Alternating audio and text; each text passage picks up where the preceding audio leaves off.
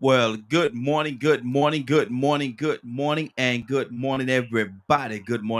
Welcome to another episode of The Morning Glow. Welcome to another episode of The Morning Glow. Got a great broadcast lineup for you this morning. And I hope and I pray that you will share the broadcast, and again, share the broadcast. I want to say good morning to who we have here with us already this morning. We got Captain Leonard. He's actually on the phone line. Captain Leonard, good morning, sir. How you doing this morning? Good morning, Raheem. Morning, Glow family. Good deal. Badger. Good morning, Badger. How you doing this morning? Doing pretty good. Hope all have a blessed day to come. There you go. There you go. We did a show yesterday. Only one truth, and we talked about this whole impeachment situation that's going on Ay, ay, ay. with Trump, and it was a great broadcast. We covered a lot of bases. Had quite a few people to call in and voice their opinion as to what they thought about it. Um, different sides. People that stand on different sides of the spectrum. Um, don't know if I really understand how a person would be okay with an individual causing that amount of chaos doing the things that he has done against this country and still not be okay with him being impeached. Um, that's just where I stand on it, and I don't know everything. Don't try to know everything. Don't want to know everything. But what I do know is that is wrong. Then what do you say to that? Well, my point has always been anybody that's on board with him on this issue need to be investigated and incarcerated. Mm-hmm. I mean, I don't have no love for these individuals, no more than I have for those individuals after Reconstruction. I would have felt the same way. Mm-hmm. You do not have good intentions on for the American people, Mm-hmm. so you are not fit to serve in public office. Mm-hmm. Wow. Wow. Badger, you what do you've you say to broken that? your oath Mm-hmm. and everything. So you need to really be treated as combatants, Mm-hmm. especially if you participated in that riot. You need to be treated as an enemy combatant of the United States. Mm-hmm. Mm-hmm. That's good. Mute your line there, Leonard, for a second for us. Badger, what do you say to that? And y'all know my perspective on all that. Hmm. I mean, do you think he should have been impeached or no? For inciting an attack? Yeah. Hmm. Yeah, and that's my But point right there. That's my point right there because of what he did. Because he sent those people to go down there to a federal building and to mm, do the things that he did. He told them what to do. yeah. And other things is coming Okay. out that he said behind the scenes. Other things are coming out right now that he said. Even Giuliani, he had a lot to do with it as well as his son, Trump's son. And so to send those people down there to do those things, knowing what they're going to do, we have to take our country back. We have to take our country back by force. If you don't take your country, if you don't do nothing now, you are a P. He called him a P. That P word. Come on, man. What other writing have to be on the wall? Mm. Go ahead, Badger. Go ahead. What's on your heart, brother? I just I just look at so much more. There's not Badger. What else is there? And what else is there to look at? Look at the facts and what he did, what he said. I mean, we could go to other stories, but my thing is what he do, what did he say, and the facts of the matter is what did he do, what did he say, what did he tell them to do, what did he send them to do? I mean, he didn't tell them to go down there and play patty cake with these people. That's not what he told them to do. No. FBI knew that this attack was planned. Why is it so hard for people just to say Trump did this and Trump did that? And I I get understand that Trump did it. I That's I the I faith get of the that. matter. I get that a lot, and this one of the things, this is not you, Badger. You my brother, I love you. This is not you, but I'm just saying I talk to a lot of people, and they say, and instead of dealing with what's on the table, they always say, well, these people Okay. did, All these right. people. Trump. I'm talking about Trump. Let's talk about Okay. Trump. Trump's out. Once Trump gets out and the problem doesn't go away, Hmm. what do It we does. have? Okay, that's something that we have to deal with right now. But my thing is, I don't want to look past. It's almost like, and I love sports. It's almost like if I'm from playing a game, I can't look past the team I'm playing right now because I got my rival team is coming in 2 weeks. I have I had to beat this team that I'm playing right now. I have to play this team. I have to beat this team before I can even think about the team that's coming in 2 weeks. I can't focus my whole thing on, okay, I'm playing the Dallas Cowboys today, but I gotta play St. Louis Rams in 2 weeks. We're rivals. We've been rivals forever. I can't concentrate on St. Louis Rams if I'm playing the Dallas Cowboys. I have to play the Dallas Cowboys. I have to beat the Dallas Cowboys before I can even think about going to the next team. Because if I don't, I'm gonna take an L. I'm gonna lose to the Dallas Cowboys. Then Trump just needs to get out so people quit focusing on him. Mm-hmm. Leonard, what's on your heart, brother? What do you say to it?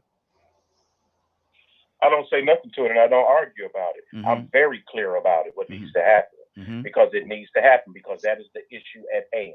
The issue at hand is supporting an insurrection against the American government. Not to mention that this person was impeached before in the House for unethical behavior and violating his oath of office. President Trump should be behind bars along with his family and everyone else who supports this type of behavior. Now you say his family and everybody else. Now we don't want to hit below the belt, do we? I do not advocate for the devil and evil people, Mm-hmm. and they are wretched, evil individuals. They never should have been allowed in office, and now they need to be incarcerated, just like you would any ISIS person that you claim was the devil before, or any of these other individuals that we've traveled around the world and eliminated because of this very issue. Mm-hmm. Badger? Very much what Leonard said. Mm-hmm. Mm-hmm. What's on your heart?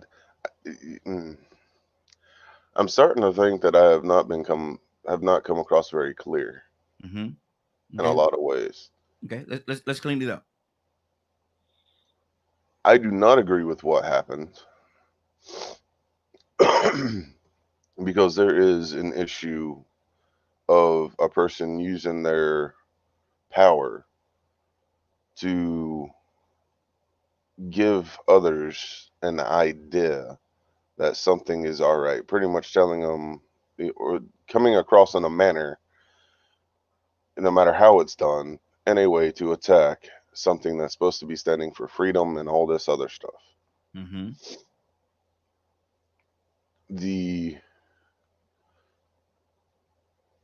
So the whole concept of him getting impeached for what he did, I totally understand, I get, and I'm down for.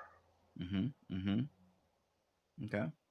My issue is the people that are, it's like Leonard said, the people that also supported his decision, the people that didn't do something to stop it, need to also, because they are, what's the word for that? Accessories? Yeah, accessory. Mm-hmm. Accomplishes, accessories, all that stuff. Mm-hmm. And there's quite a lot of them. And for him to commit such a crime, why didn't the impeachment go through the first time? I think that that is what bothers me the most. I think he got a somewhat of a favoritism the first time around because of the fact that the way that the House was set up. I think they would not do it, but this time, we got a lot of Republicans that didn't want him to be impeached the first time, and regardless of whatever it was, they was not gonna let it happen. Well, I thought the House passed it through, but it was the Senate that said no. Yeah, it was the Senate. Yeah, well, you're absolutely right. It was the Senate, but my thing is this time, I think it's gonna be a little different. But Leonard, that's a lot of part of what he did with in this arena right here. So, Leonard, what is going to be different this time, or is it going to be different this time? Well, what's going to be different this time is the fact that many Republicans are worried about losing their job, and if they don't stand up for what's right, they all need to be gone by the next election cycle.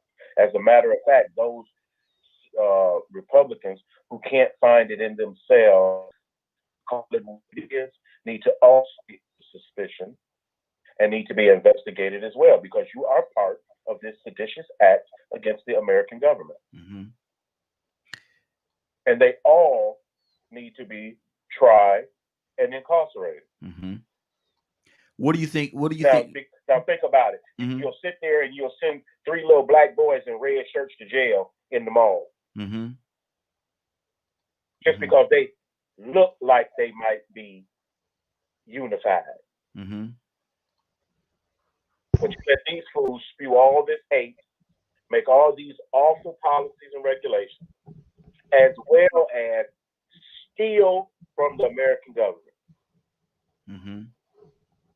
But now, hold on. Why do you say steal from the American government? Because that's what they do. They're laundering money through the American government. Okay. That's what thieves do.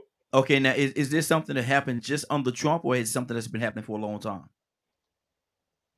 Well, no. These particular rules that have been put in place since Trump has been in office, especially as it relates to the ethics office, on the rules that govern the actors that are involved.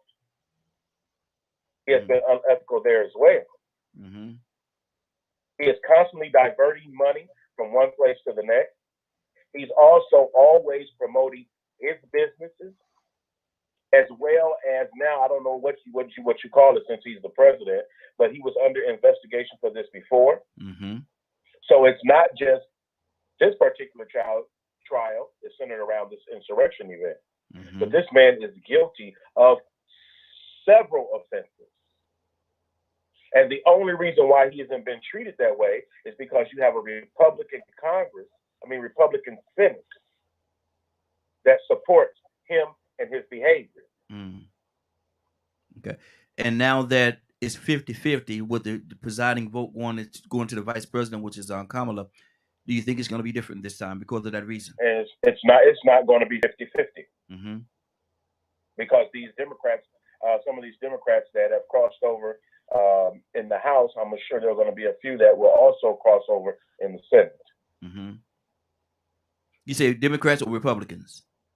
Republicans in the House have crossed over. Yeah, okay. And there definitely should be some Republicans in the Senate that cross over as well. Okay. Yeah, because a lot of them are really, and it could be what you said. You know, they trying to save their own behind right now because they know that they're up against it. But a lot of them has actually turned their back on Trump. Even Mitch said, you know, Mitch McConnell. I never thought I'd hear him say it. He said, I'm impeachment. He's out of control. Impeachment. And he know he's out of office though, because once the new administration come in, he's no longer gonna have that seat. It's not gonna be a seat any longer. So what is he trying? Well, he can still be there, but he won't be the chair. He won't be the chair. Yeah, exactly. That's what I mean. But he'll still be there. So he's trying to. He don't need to be there. So he's trying to save his tail feathers as well. Exactly. Okay. Badger, what do you say to that? Do you think that's the case that we're up against right now? And this is not our topic, y'all. This is just a pre that we're doing because of everything that's going on. But this is not our topic for today. But what do you say to that, Badger? What part? A lot of the Republicans, are they just trying to save their tail feathers right now in the things that they're doing? Because they had 3 or 4 years to speak up against Trump and the things that he was doing. They didn't do it at that time. Now that the rubber's hitting the road, do you think they're just trying to save their tail feathers? Do you think they're just trying to save their jobs? For the most part, yeah. Because there's a lot of people that aren't in agreement with what's going on. Okay. I guess that's to me that's the saddest part of this reality. It's not limited that they're concerned about the American people or they have the best interest of the American people. They're just trying to save their paycheck. Well, I mean, I don't fault them for that. But in office, I fought them for their allegiance to Donald Trump. What is it that this guy have on these people though? Because nobody else will be able to get away with the stuff that he's getting away with. He's empowered. But does that mean they have to empower him? Because they're going along lock, sink, and shit with everything he do. But they don't care. Most people just want to be on the power side. They don't care what man does. They just want to be on the team that won. That's all. Wow. Do you see it that way, Badger? What's on your heart, brother? There's a lot of people in power. I asked that question for a reason. What's on your heart? Go ahead. Coming at it from the perspective that I do, a lot of people need to understand that my perspective has a lot to do with my Native American heritage. Mm-hmm. You ain't, And you ain't got to explain it to them. Just tell them how you feel, brother. Either they can embrace it or they're gonna walk away. I'm just giving context. Okay, go ahead. And knowing what's being done to fellow tribes, nations, and things of that nature that are being done that's not on the media all the time. Mm-hmm. And trying to help get it onto the media is a constant fight. Mm-hmm. So, in my perception, a lot of the issues that, I've had to help try to support isn't just somebody like Trump.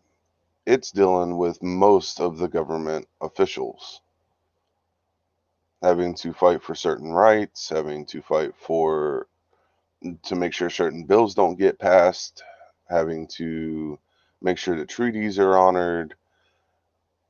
It isn't just a president issue. And it goes, lots of presidents have signed treaties with Native American nations,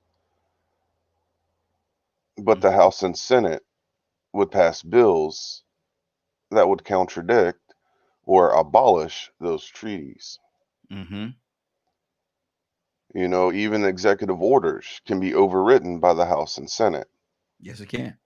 That's why, yes, Donald Trump realized that a lot of people agreed with a lot of the things that he was saying because he wanted to try to give, he spoke about giving the American people their jobs back, getting companies out of other countries, things that people have been begging the government to do for years, ever since the House and Senate. And I don't know who the presidential face was then, said that the companies could go overseas so that way they could save money, quotation marks.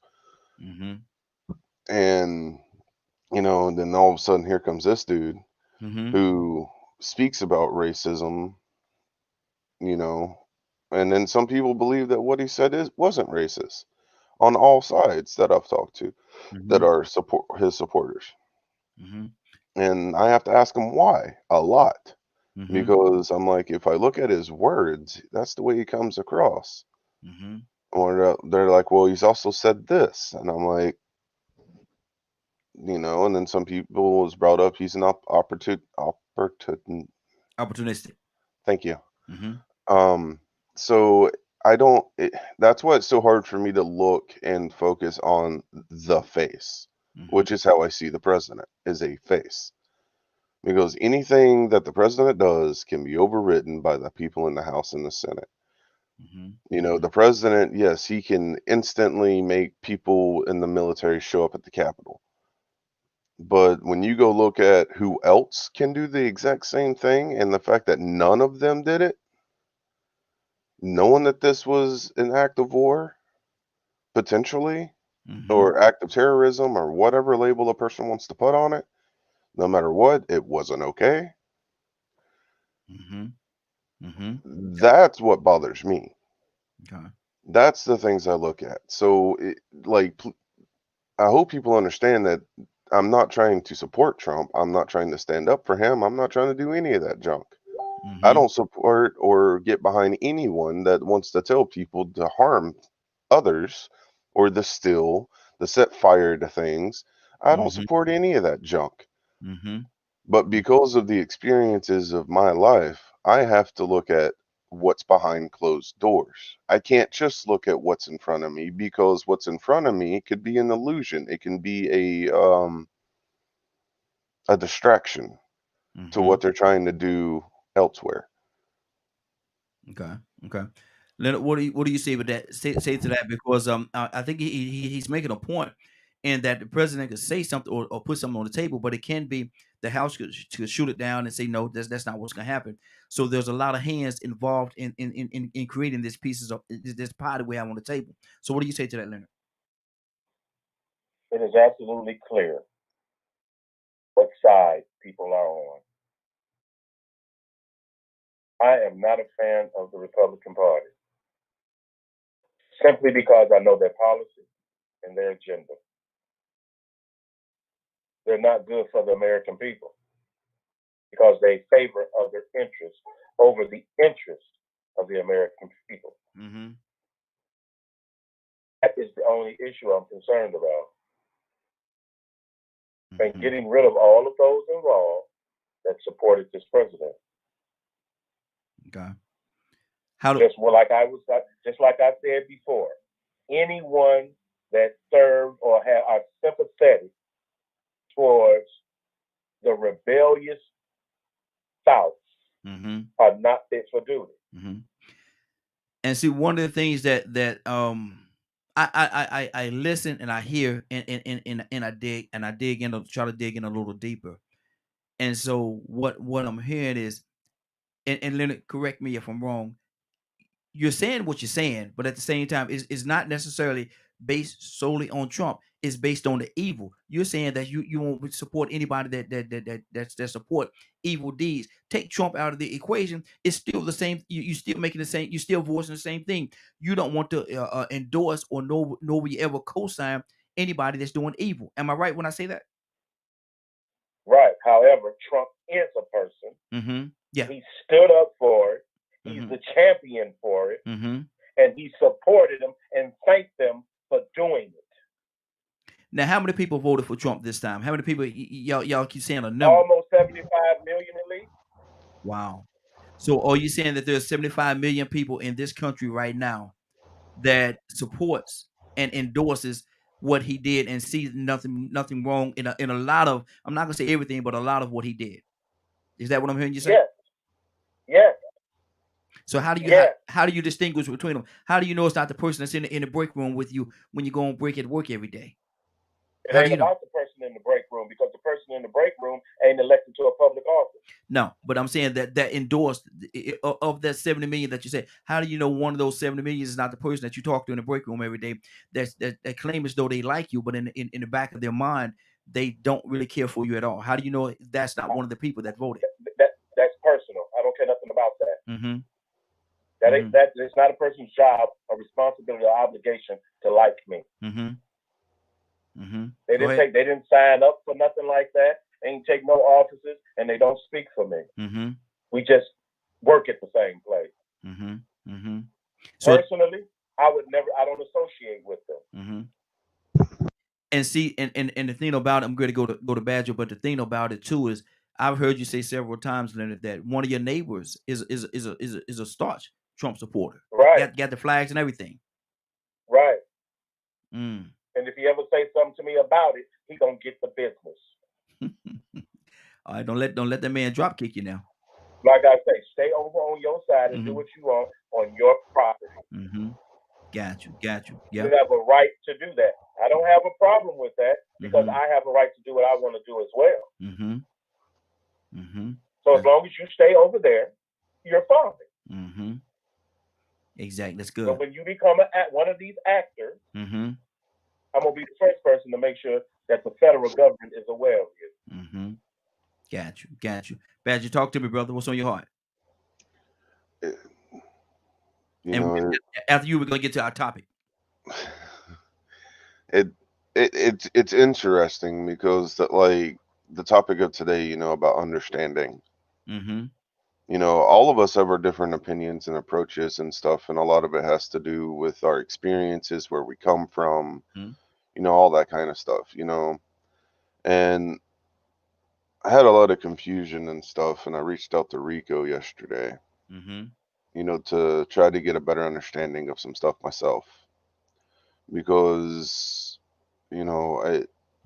because I want to do the best I can for the Morning Glow to be understood and to come across the best that I can. Yes.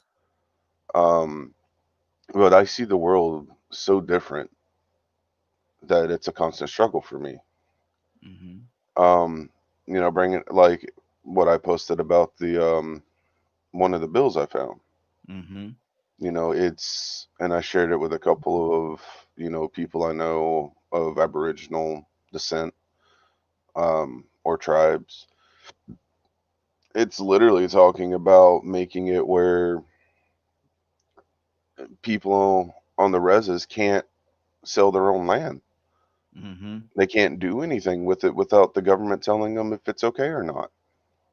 Which means if a person wants to buy land there, they can go through the Congress, and the Congress can go yes or no, Mm-hmm. which would make it even easier for corporations to do what they want. Mm-hmm. So, these are the things I have to constantly be aware of, trying to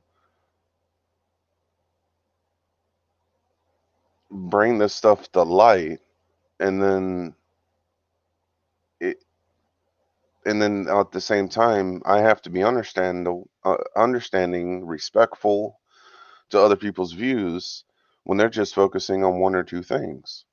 Mm-hmm. Mm-hmm. Okay. Okay.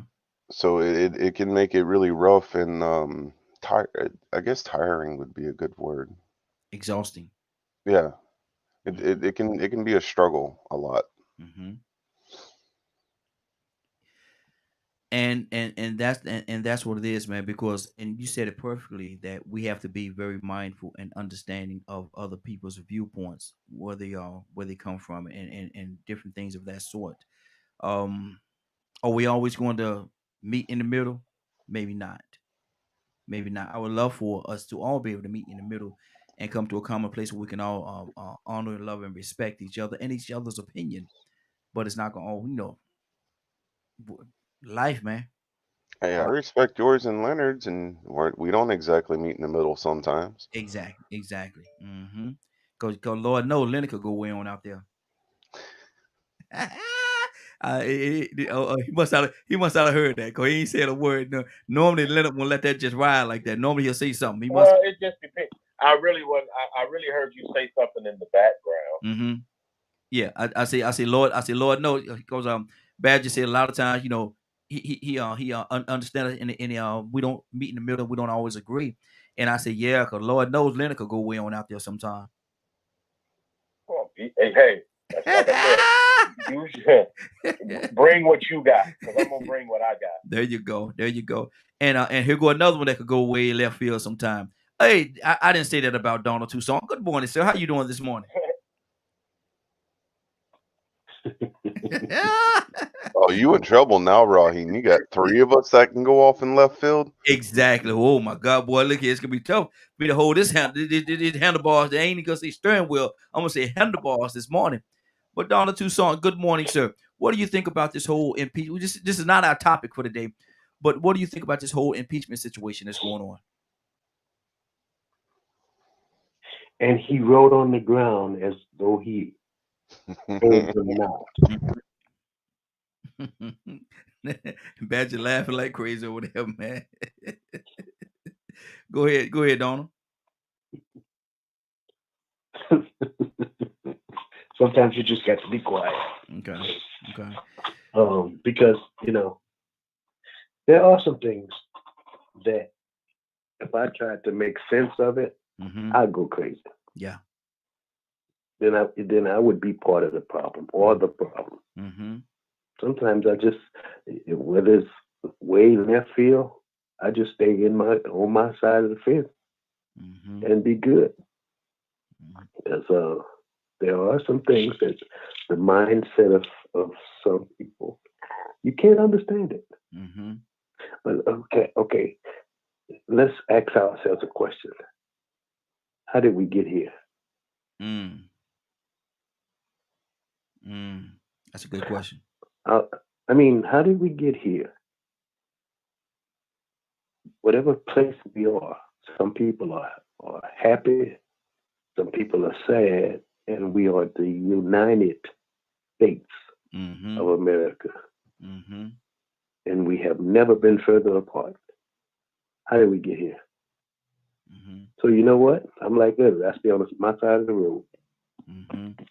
Exactly. Now, our topic is this right here. This is our topic for today. Can I borrow? Can I borrow some understanding? Because it's quite obvious, and this is the second tagline. And can I borrow some understanding? Because obviously you're not going to give me any. How hard is it that do we even try? Do we even attempt? Don, coming to you first. Do we even attempt to give each other any understanding at all, or do we just sometimes just what we think what where we are is what it is? I ain't worried about no understanding for you. This is what I say. This is the way I feel, and that's it. Can I borrow some understanding? Because obviously you're not gonna give me any.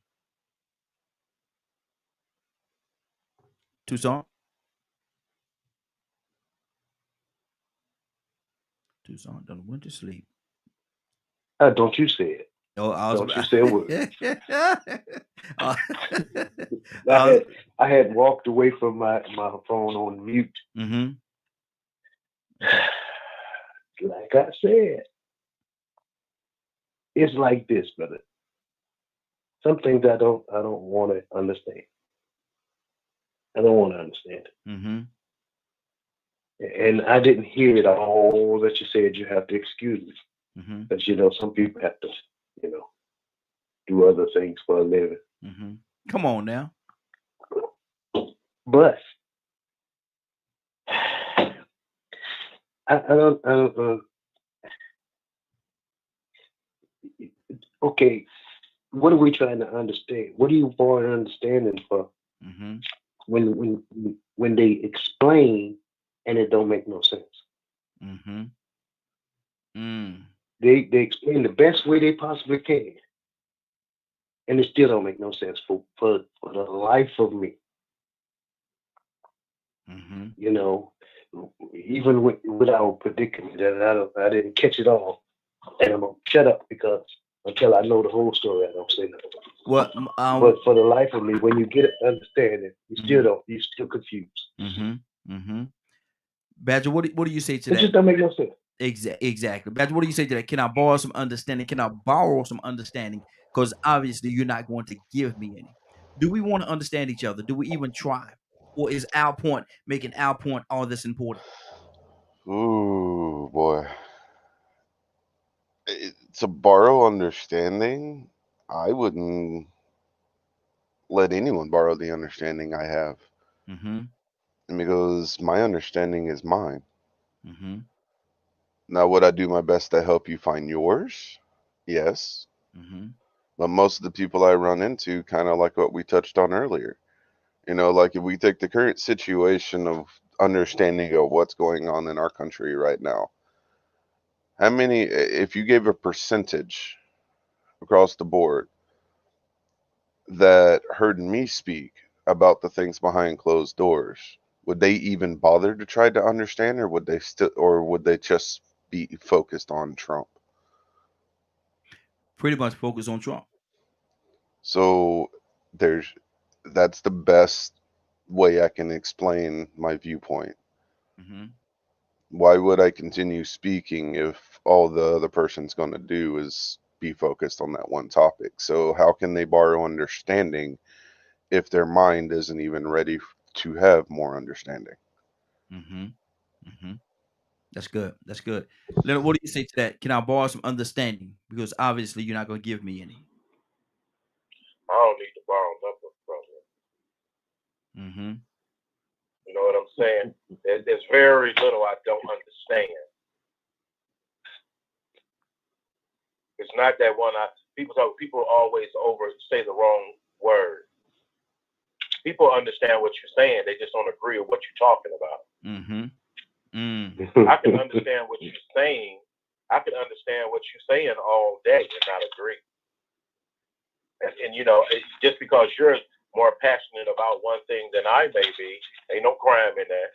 Mm-hmm. Ain't no crime in that at all. The point about it is everybody wants somebody else to stand next to support their idea. I stand by myself when I'm right. Mm-hmm. So does it matter whether they understand or not? No. Mm. No. Some people who will sit and don't want to understand because they can't get past their own personal bias. So I can't sit around and wait for you to understand, because it may take you years to understand, or it takes some people minutes to understand.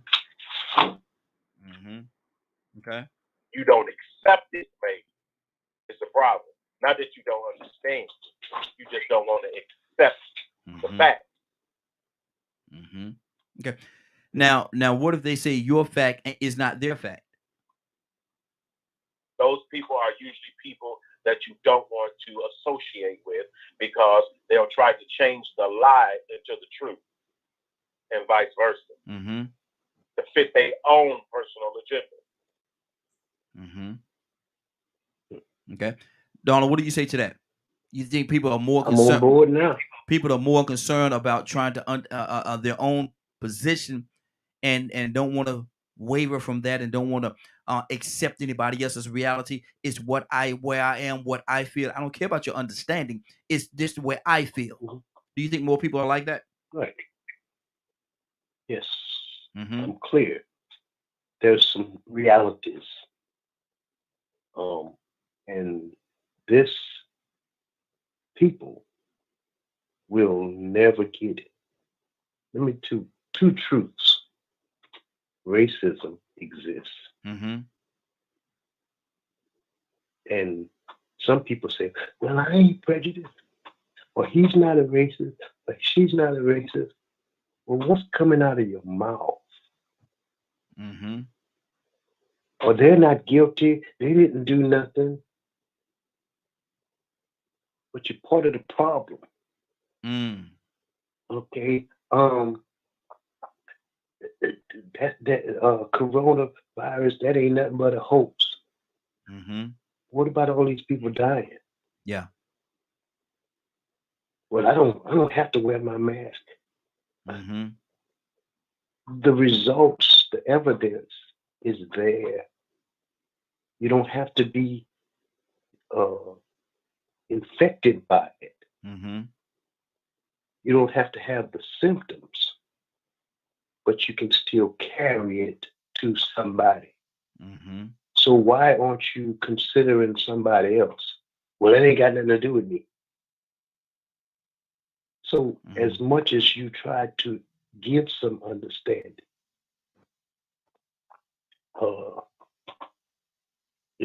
still, and Badger, I'm gonna try to get to borrow some understanding from you, sir. Badger, because and you have to excuse me, because I want to get into a conversation that we don't want to have. Okay. If okay, take for instance, it's been years, hundreds of years before anybody actually attacked or stormed the Capitol.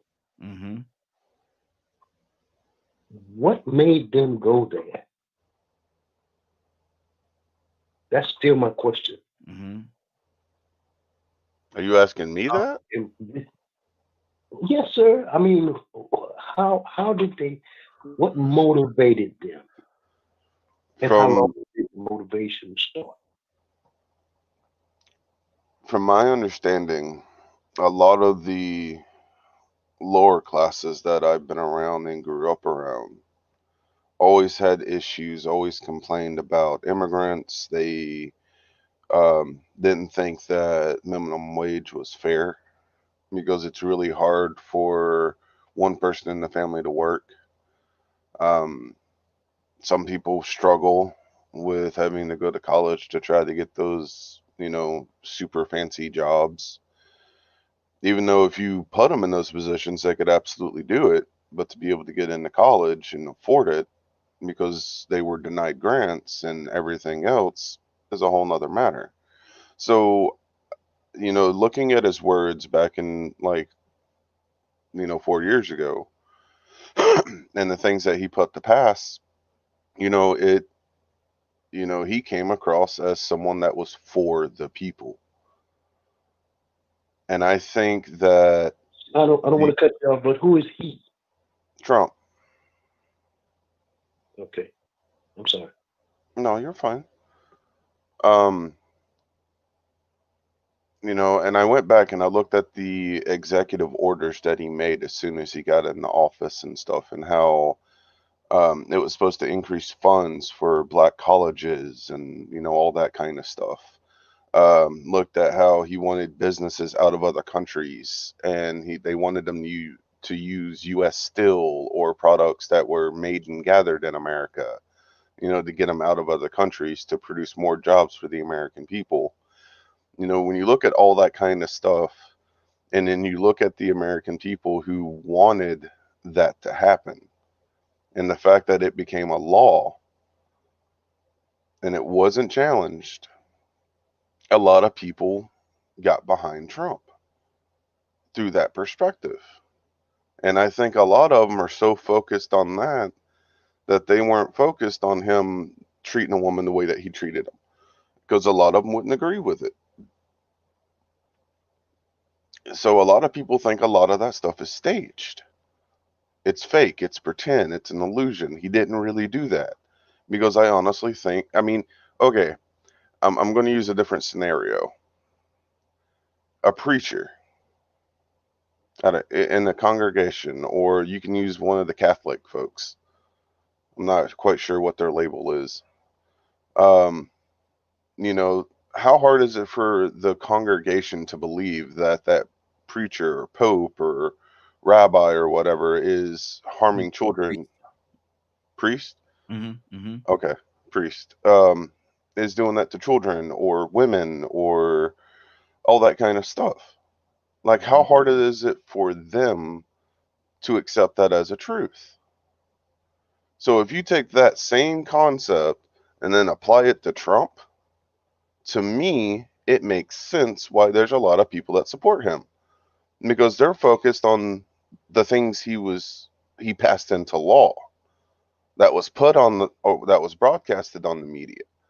They don't want to believe that he was saying racial things. They don't want to believe that he was doing all this other stuff. And to me, this is what's looking at the bigger picture of, and matter of fact, I had a conversation like 2 nights ago with a couple of Trump supporters, and those words practically came out of their mouth. And they're like, well, don't you think he's a racist? And they're like, no, we think it's fake. The government wants us to think that he's racist. Okay. What about the things that he said out of his own mouth? How do they not view that? That's what I'm saying. They think someone else wrote that for him. Wow. Because they're so focused on the positive, the fact that this man wanted to get everything back in America, so America can take care of America and get out of these other countries and get out of war and all this other stuff. That's what they're seeing. Eyes wide shut. Eyes wide shut. Leonard, what's on your heart, brother? It don't take much to lead a fool nowhere.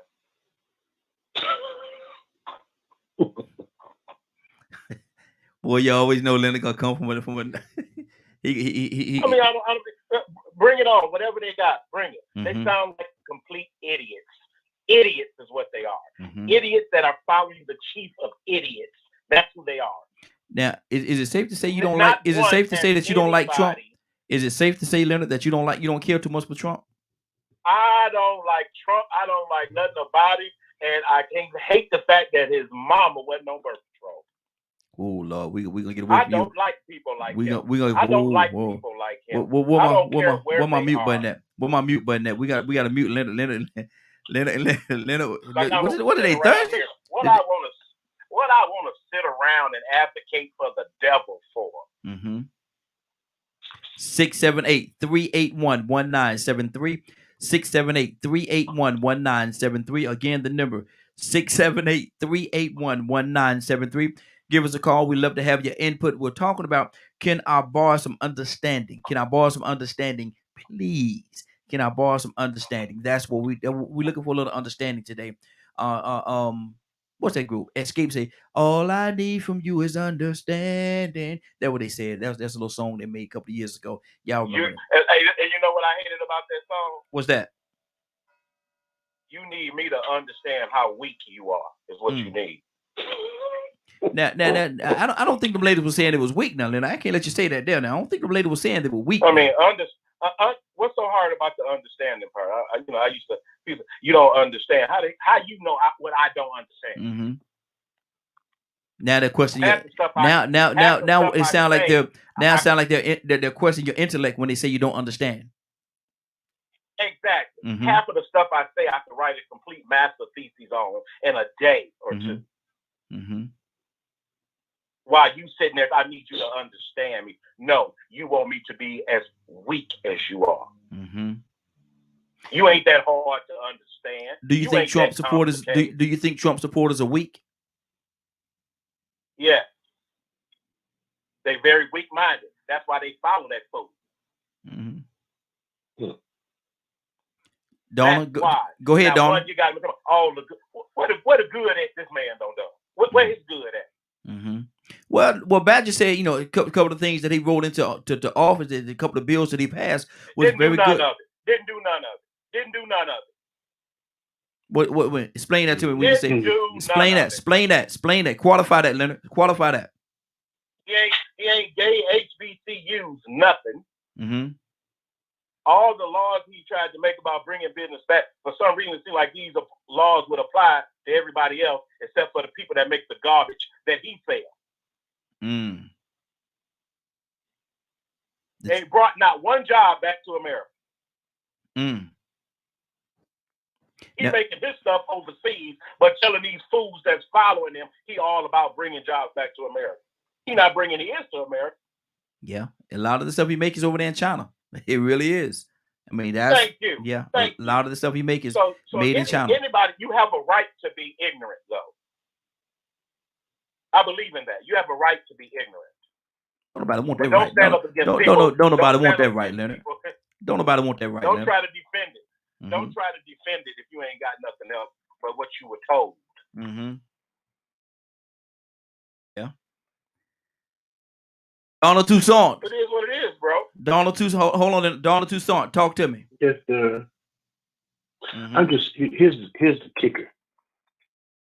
It does not make any difference how much good you do.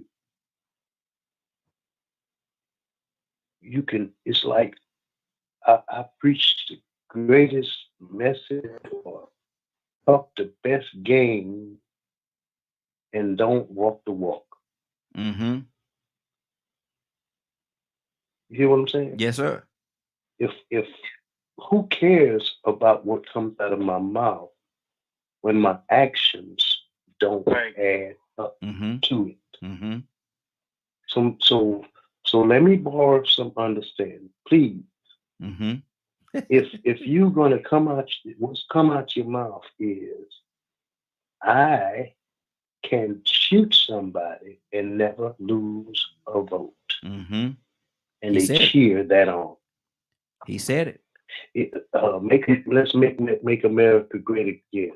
We used to treat them very rough. Give me some understanding. Make me understand what you mean by that. Mm-hmm. Because you're talking to somebody that's smart, okay, and then at the same time, some hillbilly is listening to you. Somebody that remember the good old days, and a couple of days after, here's this young man. Something happened at the baseball game or football game or whatever, and this hillbilly elbows him in the face. The thing he elbowed the right one. Mm. Did you see? Do you see how? We knew that racism and people hate each other. We knew that before him. Mm-hmm. We knew it. Yes. But for the last 4 years, just make me understand.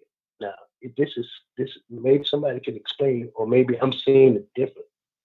For the last 4 years, had you ever seen so much of what was hidden come back alive at an astounding rate?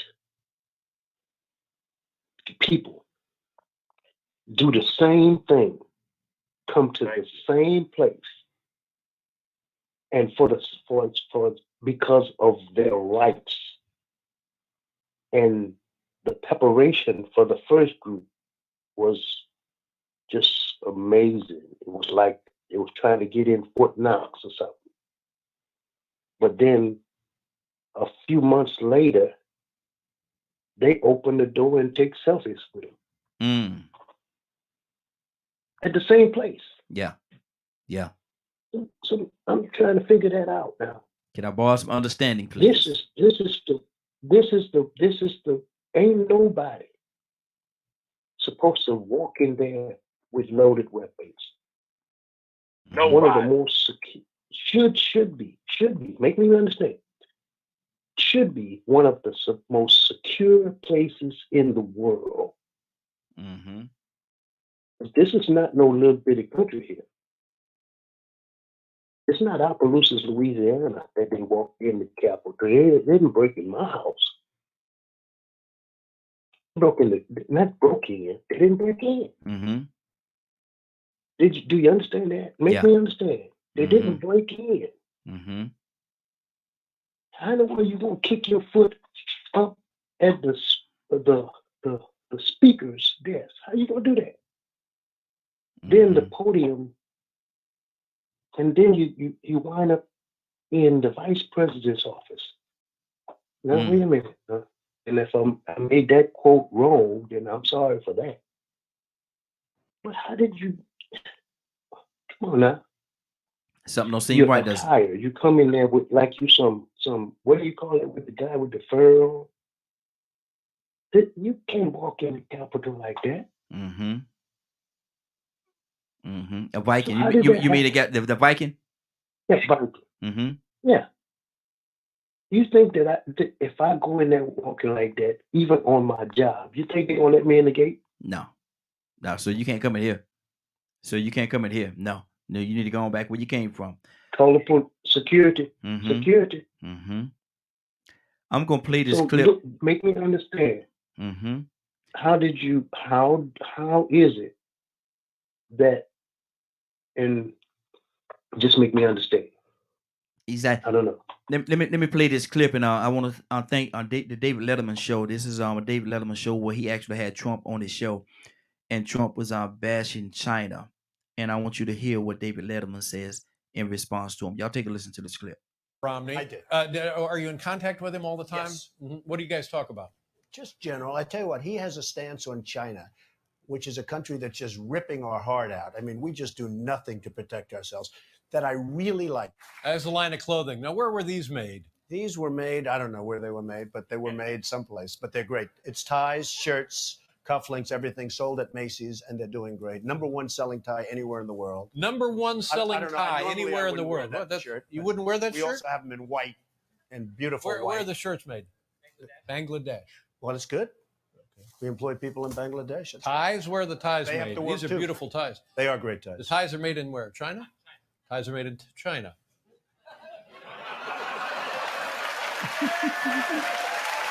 Well, I'll tell you, and you know what, David, in all fairness, I've been very open about that, and not all of them, by the way, but I've been very open about that. Are you okay? Is the chair was fine. Made in China. I know. The chair was made in China. The chair was made in China. But you know, the fact is, because of the manipulation of the currency, their currency, when you go out, it's very hard to get product that isn't made in China. Well, now listen.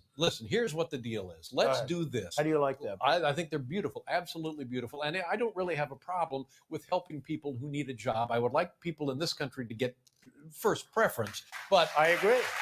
100%. You buy that at Macy's, by the way. Let's just shut down the Donald Trump factory in Beijing. I would love to. And we'll put up a tie factory in the Jamaica Queen. I love it. And we'll make the Donald Trump ties. I'm for it. What did you get out of that, Badger? Talk to me. Well, to me, it's what caused a lot of confusion. The fact that he ended up saying, his wordplay. Mm-hmm. He said, "I'm down for that." Mm-hmm. I see how that can cause illusions to people that are still growing. Mm. Okay, that's a fair way to put it. Still growing. That's a fair way. But again, I like to deal with both sides of the coin. And he's saying he speak one thing to some degree. He'll speak one thing. He'll say we need to bring all these jobs back. We need to do this. We need to do this. All these China is doing all this. They're taking all our jobs to take. And yet and still, what he says the greatest ties and the greatest shirts. Well, he's necessarily say he said All the right. greatest shirts, the greatest ties in the world you're ever gonna find is ties that's on his line. And I think it's kind of ironic that they're made in China and not here in Okay. All right. I want to read something. Mm-hmm. Okay, let's deal with that part. I'll let you read it, but let's deal with that part first. How is it? I'm about to. They can speak on something like that and say that he an advocate of having these jobs here in America. All the companies taking their jobs to send them overseas, and you're neglecting the American people. But his product is made in China. Mm-hmm. Go ahead, read what you gonna read. Okay, so there was an executive order Mm-hmm. that he did called Combating Race and Sex Stereotyping. I posted it in the Facebook chat as well as our private chat. Mm-hmm. You know, and it says that the purpose is to hold these everything from like the battlefield of Gettysburg, bus boycott, in Montgomery, the marches, heroic Americans, MLK, you know, all that kind of stuff. Mm-hmm. Now, as you continue reading, it looks really amazing and awesome. Then you get to the military.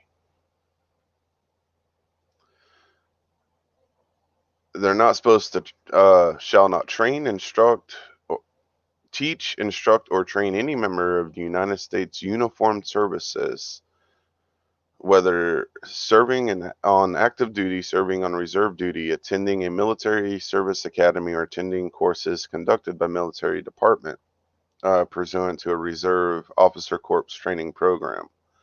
To believe any of these device concepts set forth in Section 2A of this order. No member of the United States Uniformed Services shall face any penalty or discrimination on account of his or her refusal to support, believe, endorse, embrace, confess, act upon, or otherwise assent to these concepts. Mm. So Now, go ahead.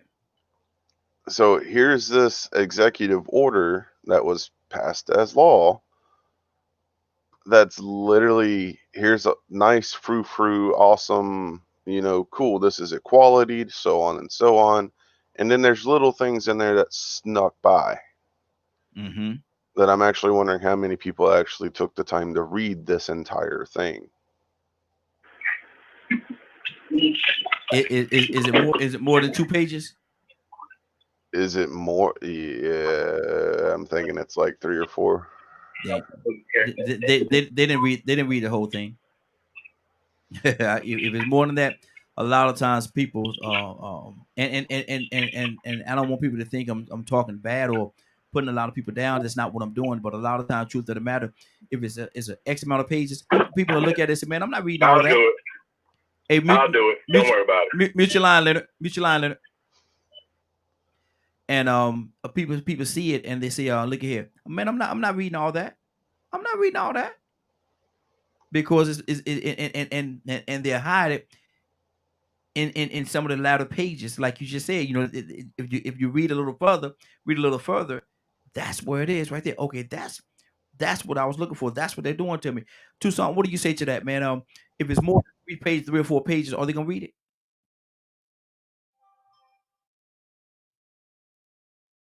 Tucson, I'm about to say it to you, Tucson.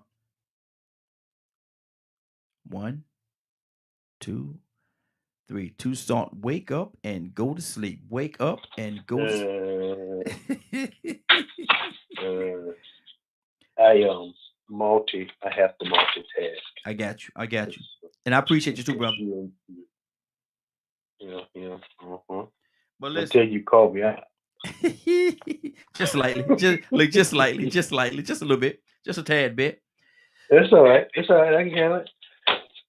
But do you think people gonna read? People gonna read? Are they gonna read a lot? No, not 2%.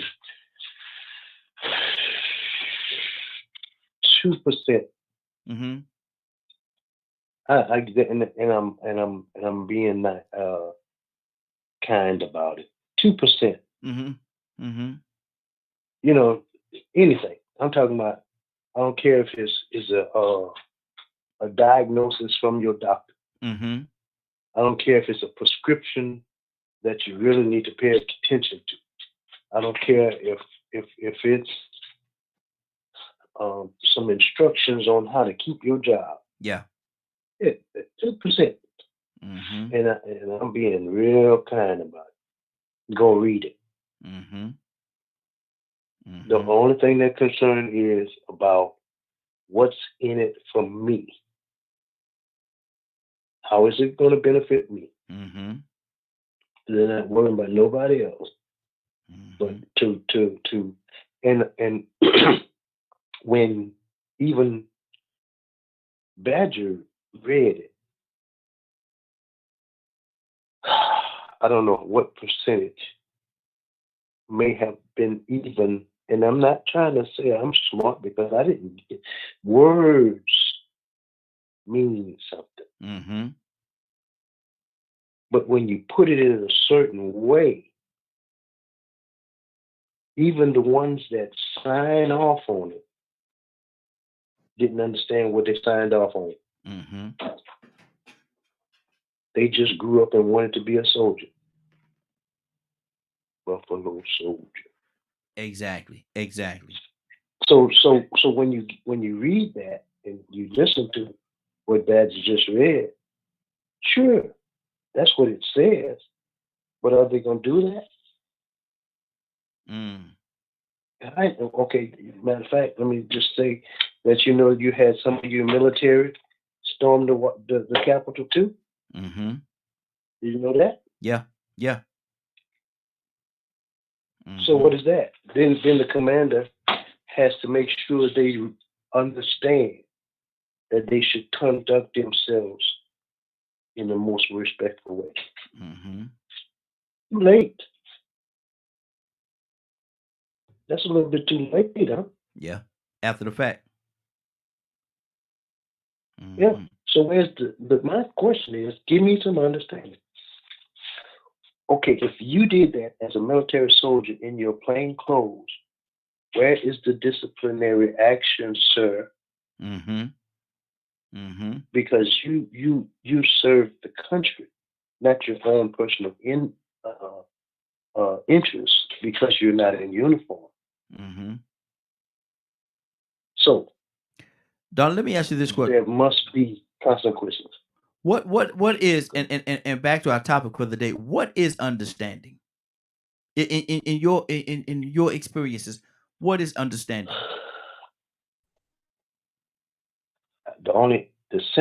My simple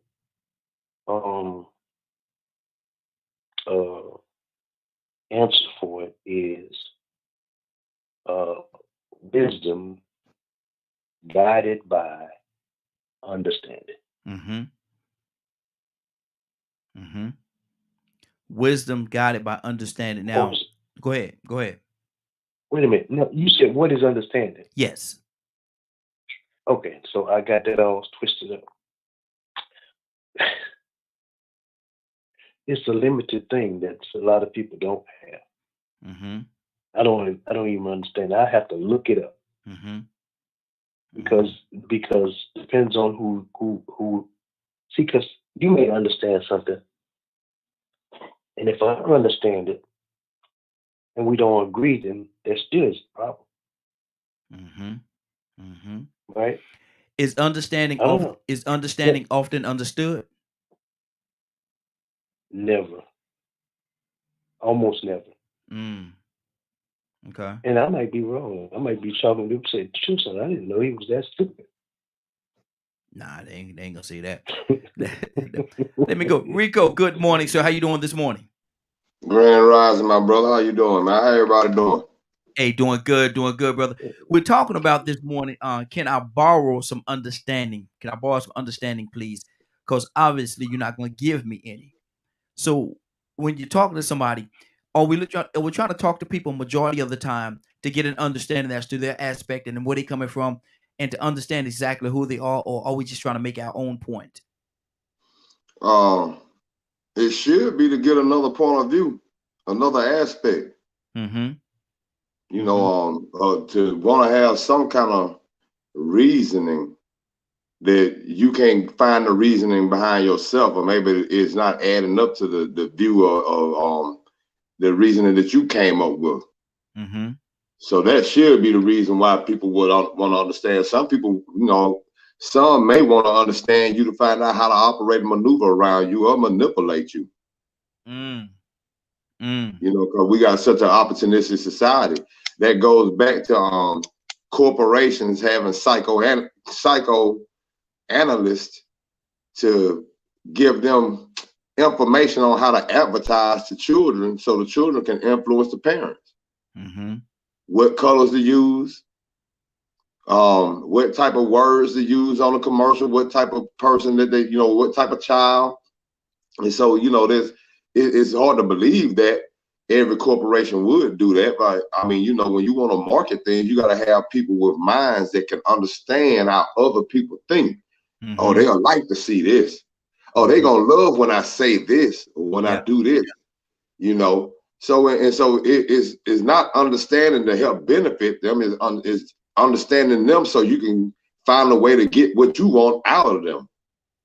So everybody doesn't have the same, I'm going to say, noble reasons why they're doing it. You know, there's some people are only doing it just so they can figure out what they can get out of you. We got this is a world full of opportunistic people that want something. They're trying to get somewhere.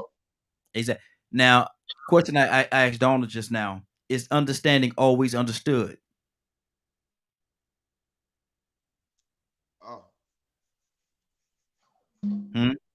No, I don't think so. Okay. I don't think it's always understood. People, most times, they don't even want to understand. They want to get you to understand their point of view. Yes. Yes. Even if they come and ask you, you know, they're like how you might have a lot of white people come ask Badger or a black person, you know what I'm saying? Hey, why Native or Aboriginal people feel like this, or why black people talk like this, or shout in church when they get the Holy Ghost and stuff like that. And they ain't really trying to get an understanding. They just really trying to strike up a conversation and ridicule you, to demoralize it. You know what I'm saying? To make it seem like it's simple, or something of entertainment purpose to them. You know, so I mean, like I said, some people want to understand just to expose what's going on, maybe for good or maybe for bad. That's good. That's good. Badger, what's on your heart? Kind of.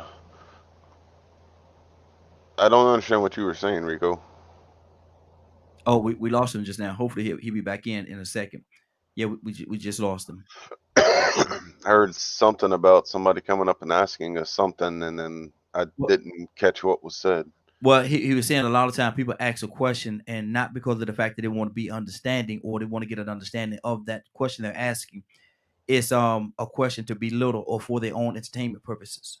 Oh yeah, that happens to me all the time. I just kind of just get used to it and just laugh about it, because a lot of people are selfish and self-centered. So, and unfortunately, that's a majority of the people in America. You know, the community values are almost non-existent. People are very much out for themselves, and unfortunately, that's what's taught by the government and schools and things like that. And it's infiltrated a lot of places. So trying to undo what's been done for hundreds of years it is not a cakewalk. It's going to take a lot of people working it's going to take a community to Mm-hmm. fix it. Mm-hmm. It's definitely a task. It's definitely a task. Leonard, what's on your heart, brother? You know, I'm just listening. One of the key points to understanding is listening more. Mm-hmm. Yeah. Yeah. See, understanding is not about understanding is about your ability to perceive things being communicated to you, whether it be a speaker, whether it be a teacher, or how you're learning another language, or what have you. That's what understanding is. Mm-hmm. It has nothing to do with making a value judgment. Mm-hmm.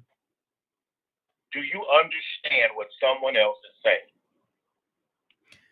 Leonard, most of the time, do people care to understand what other people are saying? And how much of an issue is that? I don't know. Mm-hmm. And how much of an issue can that be? In my meetings and things, I use a technique called passing the totem. And the passing of the totem means, one, when that person has it, they speak. Engraved on the totem, it says, seek first to understand as opposed to being understood. Mm-hmm. Because when people talk about, I want you to understand, but I usually won't even talk to them because they can go talk to a tape recorder or something like that because they just want to hear themselves talk. They don't care nothing about a person understanding what they're saying. Mm-hmm. They just like to say, I just want to sort of say it. Okay, next. Okay. Say it, next. Mm-hmm. Now you got your chance to say it, next. It didn't affect nobody. It didn't help nobody. It didn't add to nothing. It didn't improve nothing or whatever. You just wanted to say something. Mm-hmm. So basically what I'm hearing you say is people just like to hear themselves talk. A lot of people do. Wow. I mean, I'm not impressed by the things that I say. I've thought about them first. Exactly. I mean what I say. Some people just say things and they don't mean them, just like your president. Wow. Well, I guess truth of the matter is, I guess he is my president because he's the president of the United States and I live here. Oh, he is the president of the United States. Yeah. So I guess y'all gonna own technically that. speaking, y'all gonna own that. Oh, you too, brother. You here? Ain't like you in Canada. One thing, he is the president of the United States. He was elected by fools just like him. That's how you know how many of them here. Okay. Hold on. He did not get public majority vote. He was put into office by the Electoral College. And there's a lot of documents that support that. Every other president has as well. We know how the rules go. We've always known how the rules go. We learn the rules K through 12 public school. Everybody knows how it goes. So basically, now is that an issue that we need to that really needs to be addressed as well? This the college, electoral college, is that something that needs to be addressed? Yes, it should be. But what needs to be more addressed is the reason why people don't vote. That's more important. Why people don't vote. A lot of people don't vote because they say, "What's the point of voting when the Electoral College is going to choose who it wants anyway?" Well, one, you have electoral colleges that are bound by the vote of the state, as we've just seen played out. So the electoral college is not this thing that cannot be challenged. Then why wasn't Hillary Clinton put as president and not Trump? States that don't require their electorate to vote according to the results of the popular election by state. Most states have a law that compels their electors to vote with the outcome of the popular vote. So when people say it don't matter if they vote, that is a lie, and it has always been a lie. Okay. Let me see. I think we have another caller. Let me see. Make sure the caller's there. I'm trying to get Toya with a T. She called. I'm trying to get her line to clear for me. But in the meantime, Rico, what's on your heart, brother? this electoral college and all this other stuff that we got going on. Excuse me. I'm not gonna pay attention to the electoral college because that's old news. Mm-hmm. And to answer that question of why Hillary didn't win, because she didn't win the right states and the popular vote. Mm-hmm. She had she won the popular vote of certain states, i.e. Florida, i.e. Pennsylvania, i.e. Ohio, certain states, Michigan. Had she won Michigan, we wouldn't have had this problem. She would have got the electoral college votes. So she didn't get the popular vote in Michigan. That's why she didn't win it. But to go back to the main point, regardless of the electoral college, you got 74 million people that still went along with the mess.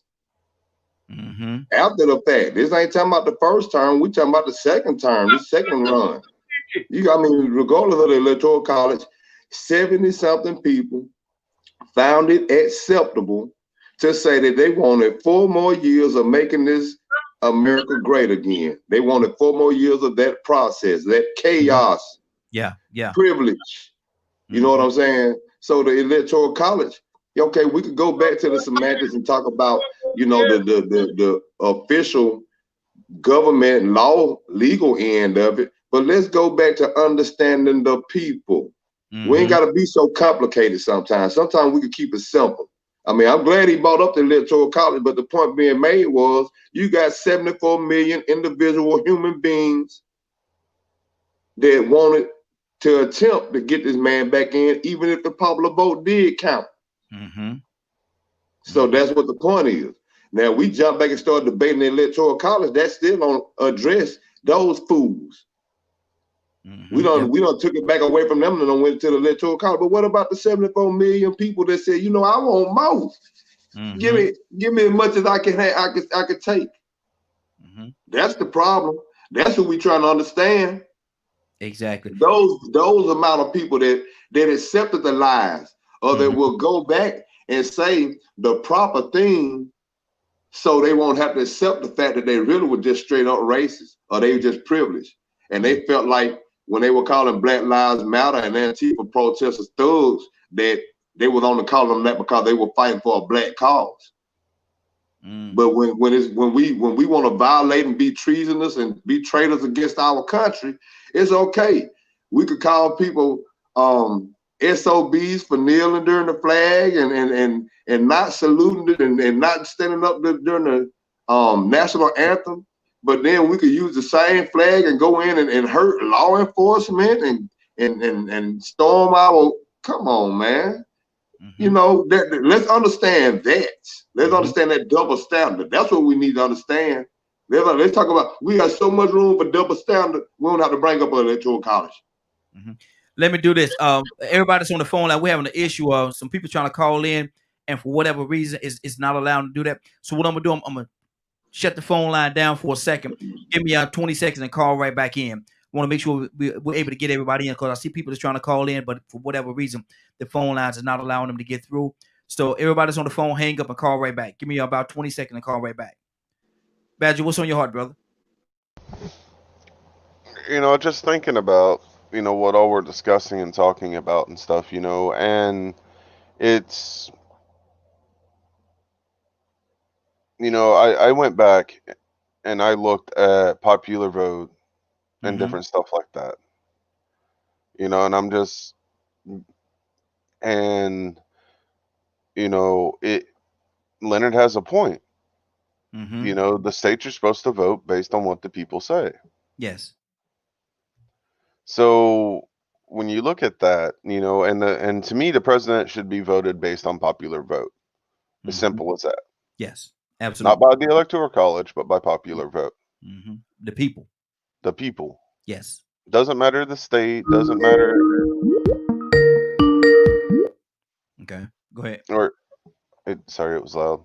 Or anything of that nature. Mm-hmm. Like we shouldn't even have that. That place shouldn't even exist. Mm-hmm. Because it's not that hard to count people, Yeah. And when you look at popular votes, 4 years ago, Hillary Clinton won it. Mm-hmm. And then you look at today, Biden won it, not by much, but he won popular vote. Leave your message for 6. Okay. So it's so yeah, there's a lot of people that think about that, and and people are wanting to get an understanding of why people are wanting to vote for Trump and why they support him and all this stuff. Are they people that are racist toward other people, or all that kind of stuff? They could be or they couldn't be. Rico, I talked to you last night about understanding, or not last night, but yesterday. Because there's a lot of things that I lack understanding of what people notice and don't notice, because it's a struggle for me. And they probably always will, because we brought up people being selfish, self-centered, or focused only on what they want, or what they choose to see, because they don't want to acknowledge other thing, looking through rose-colored glasses. They see only what they want to see. It's such a interesting conversation especially when it comes to politics or beliefs or anything like that, because so many people get passionate about this stuff, and then there are people that want to push one over the other. That's why, like, some of us, are very reserved when it comes to certain things that we believe, because we don't want to be disrespectful to someone else. Exactly. Rico, what's on your heart, brother? We gotta remember to understand, know the definition.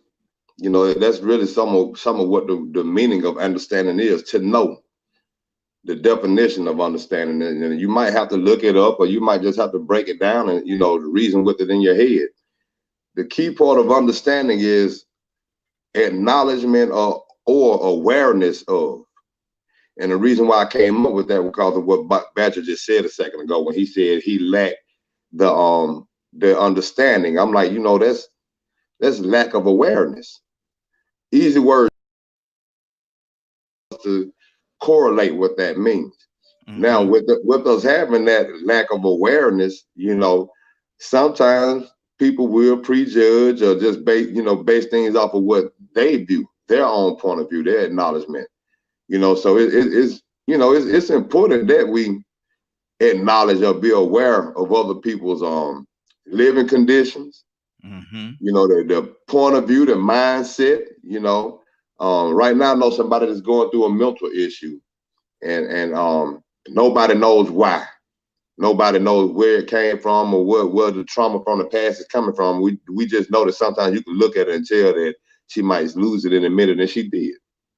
So I mean, it's about being aware. Sometimes you can look at people and tell when they're close to going over the deep end, or they're about to do something negative that they don't need to do. You're being observant of, empathetically aware, sympathetically aware of other people's problems and conditions. So like I was aware just then that Raheem still sort of heard about the Steelers, so he had to go and steal a moment. Still, just did. So I was aware of that.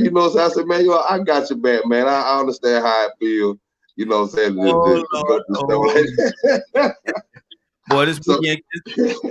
this weekend gonna be something though. This weekend gonna be something serious. This weekend gonna be something serious, man. It really is. Toya, I see what you did there.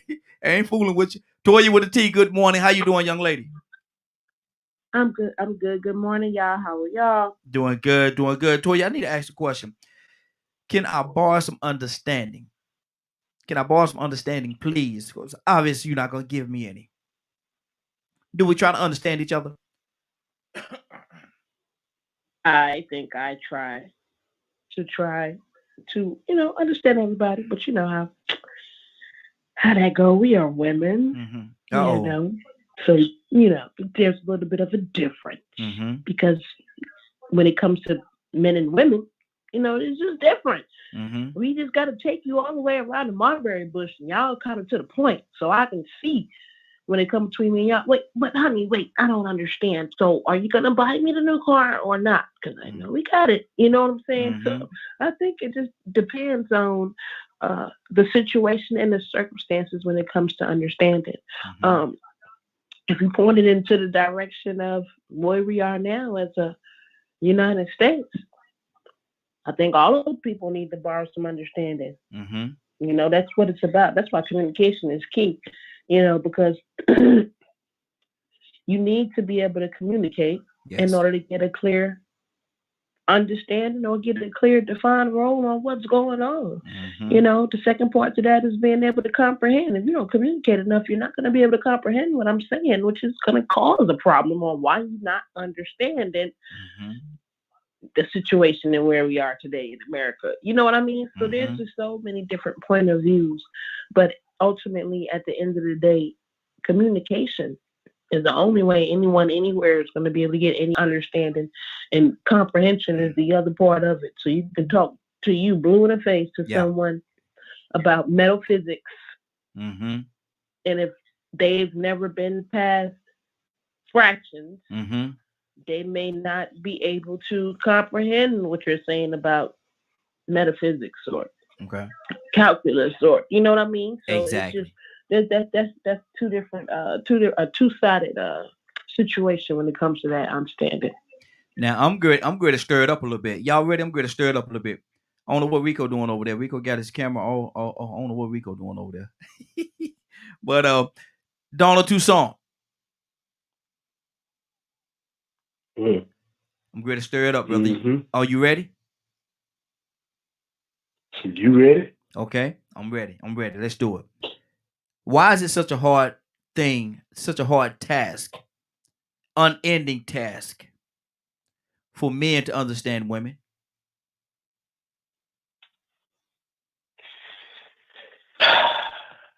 And the brother took a deep breath. Because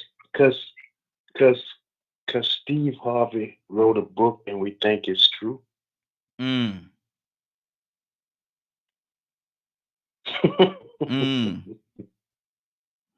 Is he believe everything in that book? Is he the best at the topic?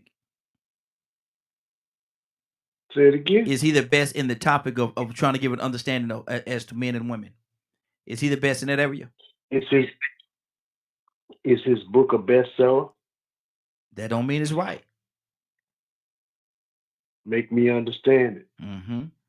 Because some people say that if a person has been divorced X amount of time, then they don't have a proper understanding yet.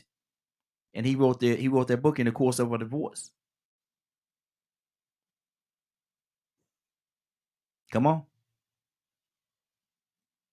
Wake up and go to sleep. 4-inch. Huh? And I bought some 148 back there. Toussaint? I think he went to sleep. Yeah, I believe Toussaint went to sleep on. I believe that question. Now. Let me know something. Packages still got 148. Okay, on. Toussaint, mute your line, bro. 4-inch thick. Hold on. Just wanted you to hear what's going on. Oh, okay. Yeah, you got some mess going on over there, man. You all right? Rico, why is it hard for us to understand women? Information to them, they screw it up. Okay. Yeah. I just want to make sure. I keep telling you I'm multitasking. Got you. So but you know, I missed part of what you were saying, but I still hold to the point where we've been trying to understand this thing for the longest. Now, I need Toya's help. Toya, I'm gonna reach out to you. He's throwing you alley-oop, Toya. Heard on that. Toya, I know you. Toya, let me ask you a question. At the beginning, it would seem like men had dominion. I agree. Right? Okay. That was the original structure. I agree. There you go. That's where I'm going. You said that that was the original structure. Has anything changed? That's my question. Absolutely. A lot have changed because of the lack and ability to do what God says over what woman says. I agree. So can I get can I borrow some understanding? Well, you are the first. How can we lead from behind? You are the first created, sir. God gave you that dominion, and we can't understand what. Well, of course we understand because we're your wives.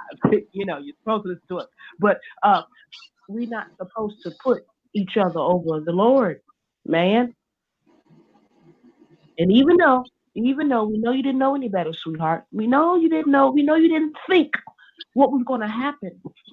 The unfortunate part is that God, your creator, before me, gave you clear and direct directions. You failed to follow, even if you did listen to me. Mm-hmm. And I deeply apologize because I didn't know any better. But if my leader is weak, 9 times out of 10, I'm going to be weak too. So when I picked up the apple, I didn't know what was going to happen either, sweetheart. So now we're all in a pickle. But ultimately, because we like to blame each other, ultimately, I guess I should say, God, why did you give me a weak man? Why didn't you give me a weak man, a man that was gonna do what you was gonna say do instead of listen to me? You know. So well, let me ask you this question, and see, this is very interesting right here, and I'm loving how this thing is going. But when you say, God, why did you give me a weak man? God, why did you give me a weak man? At that point, what are you comparing it to? Because it is said that he was only man. So whether he weak or strong, you don't know because that's the only man that was there. Well, we don't know about being the only or not. It's the beginning. Mm-hmm. The only thing is the man in the beginning negated the fact to say, Lord, I messed up. Mm-hmm. He said it was the woman you gave me. Yes, he did. He shot the blame now. He did. So, right. Mm-hmm. So whatever the excuse, you can use whatever excuse you want to use. Mm-hmm. I don't have to say, Lord, why did you give me this man? Mm-hmm. Why didn't you, if you knew this was going to happen, Lord, why didn't you make, you know what I'm saying? Mm-hmm. No. Mm-hmm. I knew it. You knew. And I'm going to put it like this, right? Mm-hmm.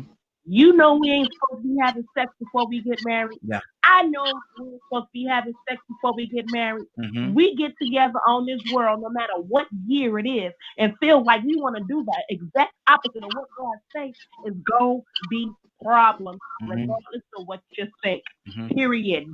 And let me do this for our Bible scholars out there, our Bible scholars out there that want us to be exactly to what the word says. Let me go ahead and say it like I gotta be this is for my Bible scholars out there, okay? We understand that, and she said that, God, why did you give me this man? We understand that God didn't give her that man. He gave Adam the woman. He laid Adam down and took out Adam's rib, and from that rib he created woman. He gave that woman to Adam. We understand that. So to my Bible scholars out there, you don't have to send no emails. We understand that. That's what we understand. Badger, what's on your heart? Man, someone said the original, and that mm-hmm. kind of got me. Mm-hmm. Got you excited, brother. The original came before that book was written. Mm-hmm. And a lot of them tribes are matriarchal. They didn't go to war without the woman saying so.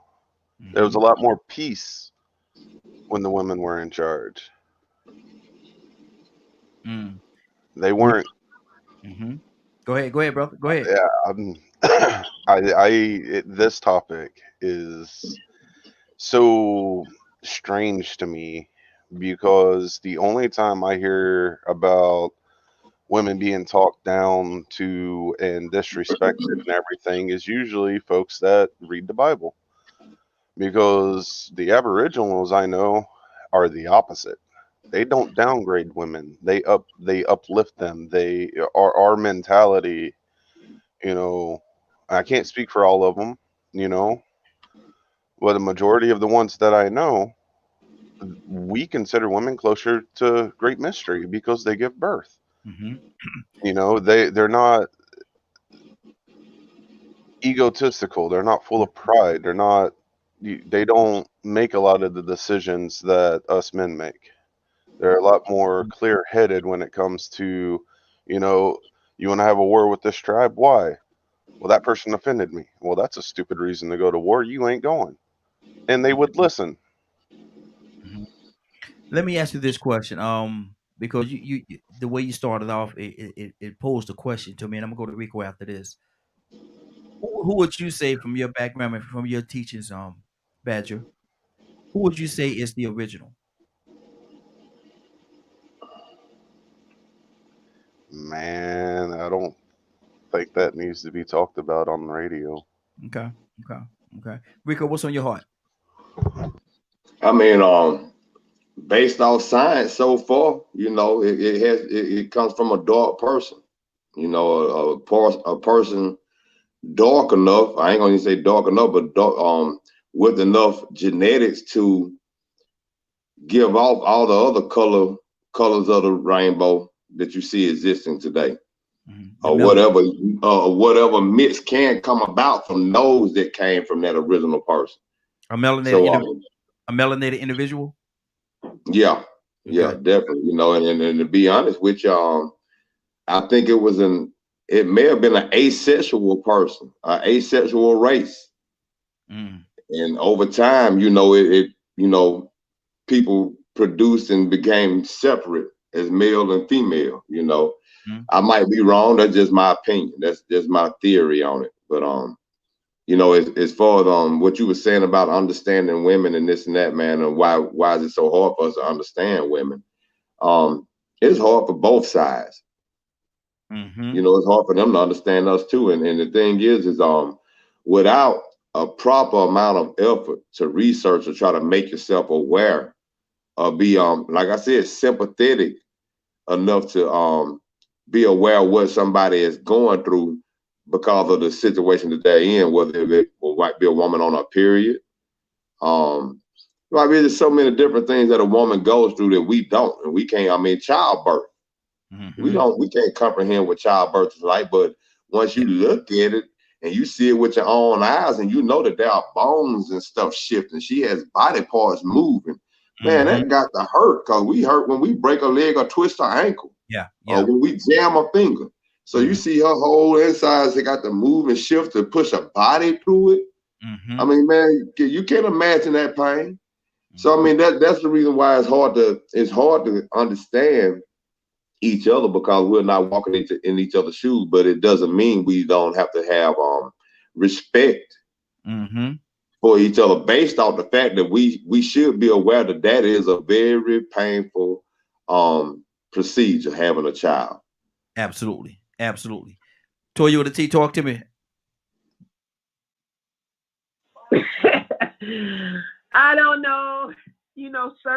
Certain subjects just set me on fire. And I just gotta go in a different direction right now. So ask me a question, please. Please ask me a question, because I'm over here like, hold up now. But this is not. I'm gonna be going totally off topic. So let's bring me back in for a second, please. Okay. What are we talking about again? Well, I really want to ask you a question, because I asked the question to the guys: why don't we understand women? Why don't women understand us? We don't care. What you mean? Don't care? Listen. What? Listen. What? Listen.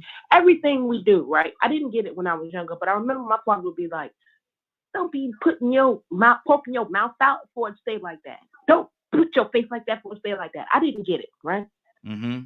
But repetition is what creates that, right? And it's so much of a difference when raising little girls. Y'all raise us like that, and y'all don't understand the monsters you raising.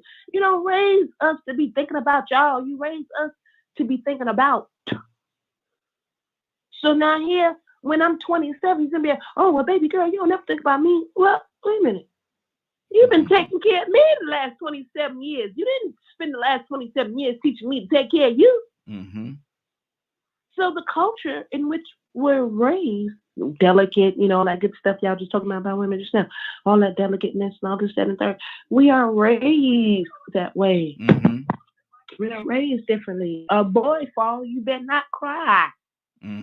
that knot, boy. You better get up and quit crying. What you little girl? We're raised totally different. How can after 12 years you raise a human like that and then want them to be different? It's not going to happen. So I think ultimately the reason why most women, I understand people because I was raised by a man. I know what a man wants. And if I don't give in to a man, it's because at that point, I don't care what you want. You're not doing what you're supposed to. And there's a misconception when raising wives, when raising women, and when we raise men. And I don't think, we're not telling the whole truth. We're not telling the truth. We had a conversation the other day that because a mother is number one, right? Yes. When you have your kids, your son, you're not number one to your son no more. His wife is. But we don't tell the whole truth all the time. So now we're growing up in the world wondering why we can't get along most of the time in a certain household because ain't nobody teach you that that's what you're supposed to be for your husband, for your man. Everything is selfish to you. Everything you. And the only one that can interfere with that is finding God. And that's when God starts telling you that it's not about you. It's about your husband, your kids, your parents. It's about serving others. But there's this huge conception that keeps us divided. And the main focus is you work, you take care of me, and then I guess the instance we use, the way we take care of you is normally sex. You know what I'm saying? It's like if we feel like we give you sex, we ain't got to do nothing else. It's like I take care of you by having your kids and giving you sex. Like that's the roles that we think we play, and we've gotten comfortable with. So yeah, no, we're not trying to understand men because I don't think that we're raised to even really be thinking about y'all. We raised them more, be thinking about ourselves. Oh wow! And excuse me, everybody. Send me the emails. But there's a certain level of selfishness in there, isn't it? And there's a certain level of selfishness tied into what you just said. A huge level of it, especially for on women to have. Yes. Wow. I think we need to understand that that's today's time, though. I don't think it was like that in the past, though. I don't think our grandparents and great-grandparents had that same mentality. It seemed like they were more unified and understood what each other's role. They complemented each other more for a common goal. I don't think we even understand our common goal as far as the family and the community go anymore. So we don't, we totally on a different page than our ancestors were. I'm gonna tell you something, Rico. I think there was a certain level of tolerance that was done back then. There was a certain level of tolerance because the family stayed together regardless of what, Grandma knew Granddaddy was out there doing what Granddaddy was doing. But because of wanted to keep the family together, Grandma was strong enough to endure through all the Granddaddy's dirt. And Granddaddy did some dirt now. Granddaddy, all the kids all over the town that don't live in our house that belong to Granddaddy. Grandma, and again, it goes back to the strength of a woman to stay in a situation like that. And okay, I got to keep this family together, baby. I know. And Grandma, baby, I know. Grandma be like, baby, I know. Don't worry about it, baby. It's gonna be all right, baby. It's all gonna be okay, baby. Grandma had that strength, and she wouldn't break down in front of you. She'll have that strength and she'll carry it. She had an understanding, man, that I don't think. Man, look here. Here they come. Grandma had an understanding that I don't think men would ever understand. Because she kept that, she was that glue that kept their family together.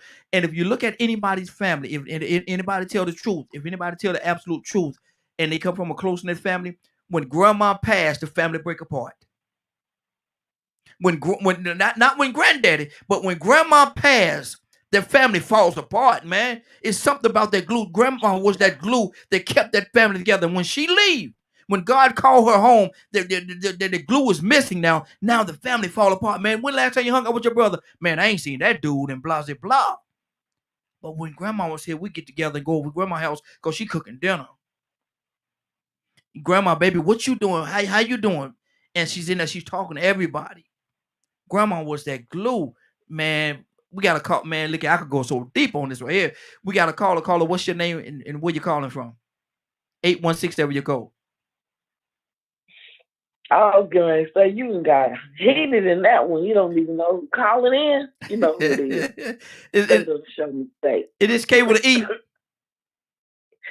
All day long. Good deal.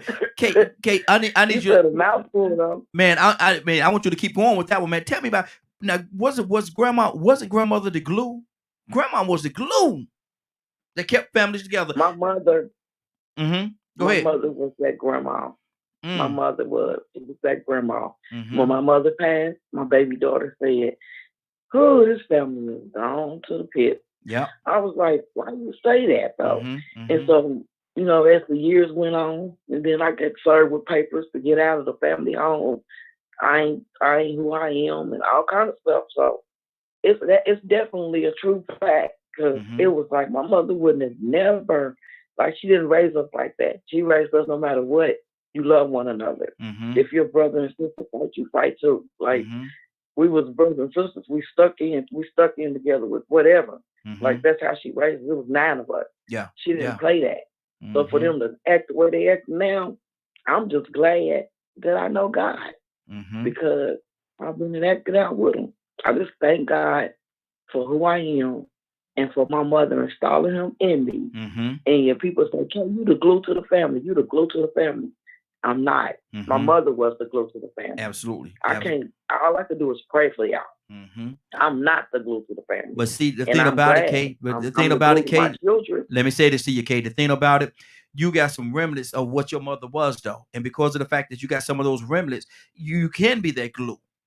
And a lot of people may be looking at you as that glue because you have remnants of what your mother was in you. So don't dilute it, and don't try to water it down. That's what it is. I didn't. God bless me with 5 beautiful kids. I have 3 girls and 2 boys. My oldest is 40, and my youngest is 34. And if I tell you, I got 22 grandkids out of all of them. I got 22 grandkids. I got 10 of them over here right now. They done added to it. It started out 2. Now there's 10 of them. So I'm going to be their glue, and I'm going to keep adding something to it so that they can understand that this is how the glue goes. Exactly. But the glue to the family that my mama was the glue to, no, they thinned it out too much. So my glue is definitely for the ones my God blessed me with. Absolutely. And I'm their glue. And that's the glue that I'm to. I'm their glue. And I installed in them what my mom installed in me, because she started it installing it in them. She installed it into her great grandkids because she was still here. Yeah. So they do know. And they do understand when I speak, it's real. And I love it. And I thank God for it, because I couldn't be like this with my grandkids and my children. As grown as they are, if my daughter is doing something, y'all could go to my daughter's house, knock on her door, and be, you got to go. And I don't pay no bills for it. I could go over there and put somebody out. Like, I could do that. And they going to stick to it. Yeah. They ain't going to be like, well, my mama said you got to go. You grown. My mama said you got to go. So that's my backbone. Yeah. Yeah. And I thank God for it. Absolutely. Absolutely. Hey, Badger, talk to me, brother. What's on your heart? Well, just interesting perspectives, and like a lot. Like I said, my teachings and stuff, it's so different. A lot of a lot of the women, on reses and stuff have to deal with is not exactly nice. They're still being stolen for trafficking. When they have a child, doctors, there are a lot of cases where doctors have tied their tubes while they were under giving childbirth to make sure that they don't have no more Aboriginal children, and a lot of stuff like that. But once again, a lot of this stuff isn't on the media. So, I mean, I know where to find the articles. I know where to find a lot of the stuff and can share it. So a lot of the stuff that, I'm talking about, you're not going to find on media. A person's going to have to search for it.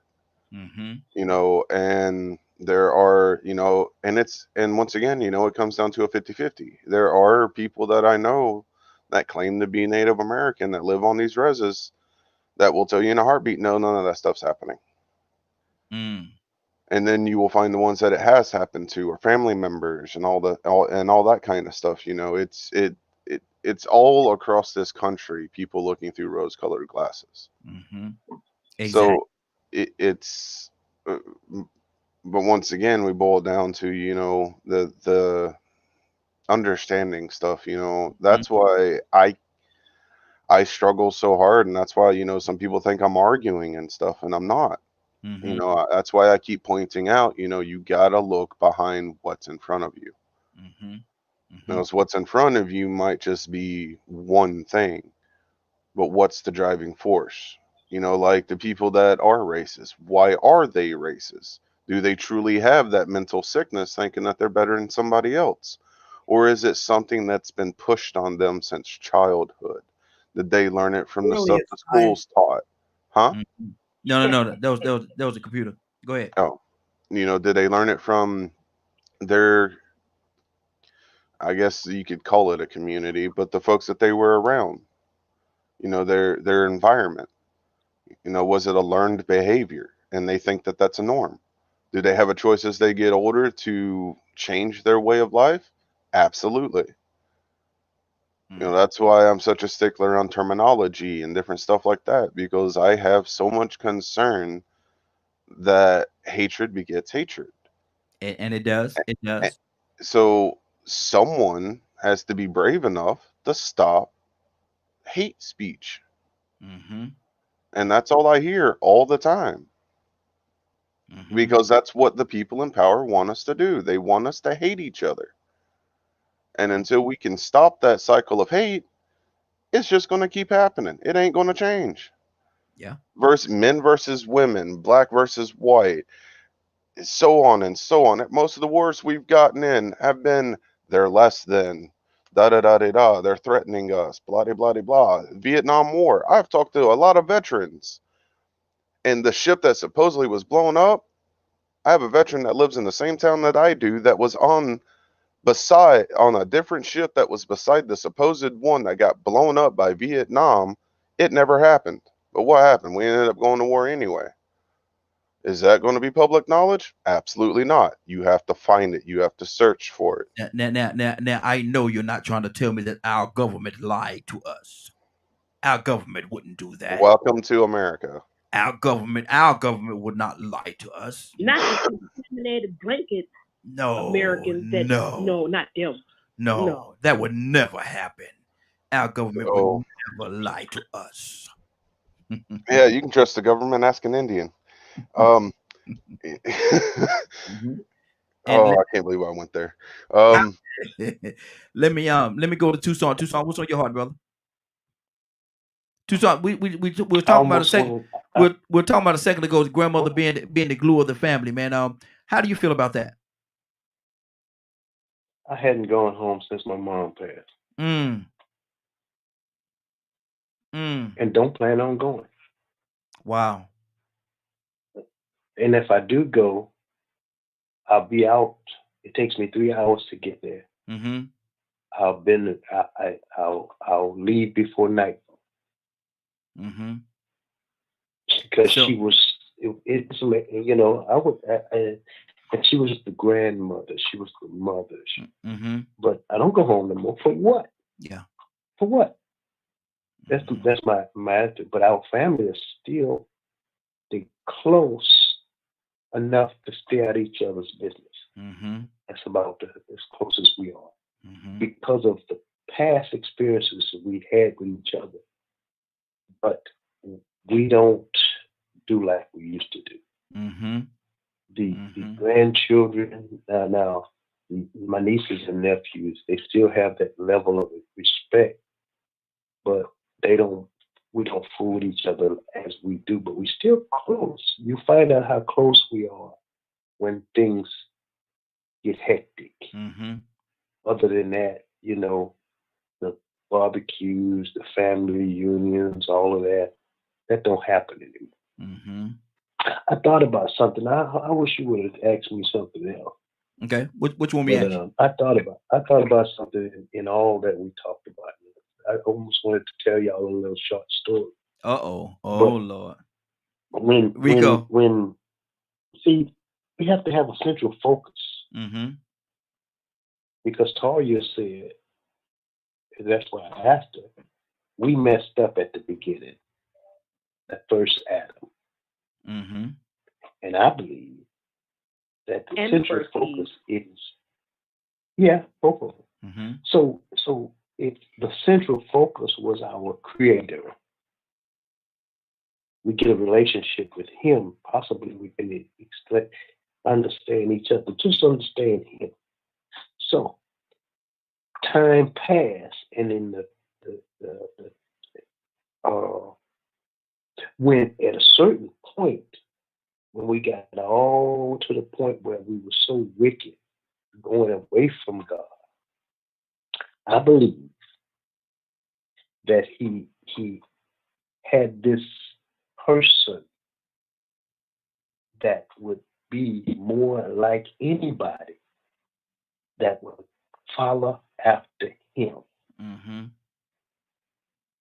Okay, live like him, walk like him, treat others like he would treat others, and then gave him some power to show that, okay, if there was anybody that would be like God, this fella right here would be that.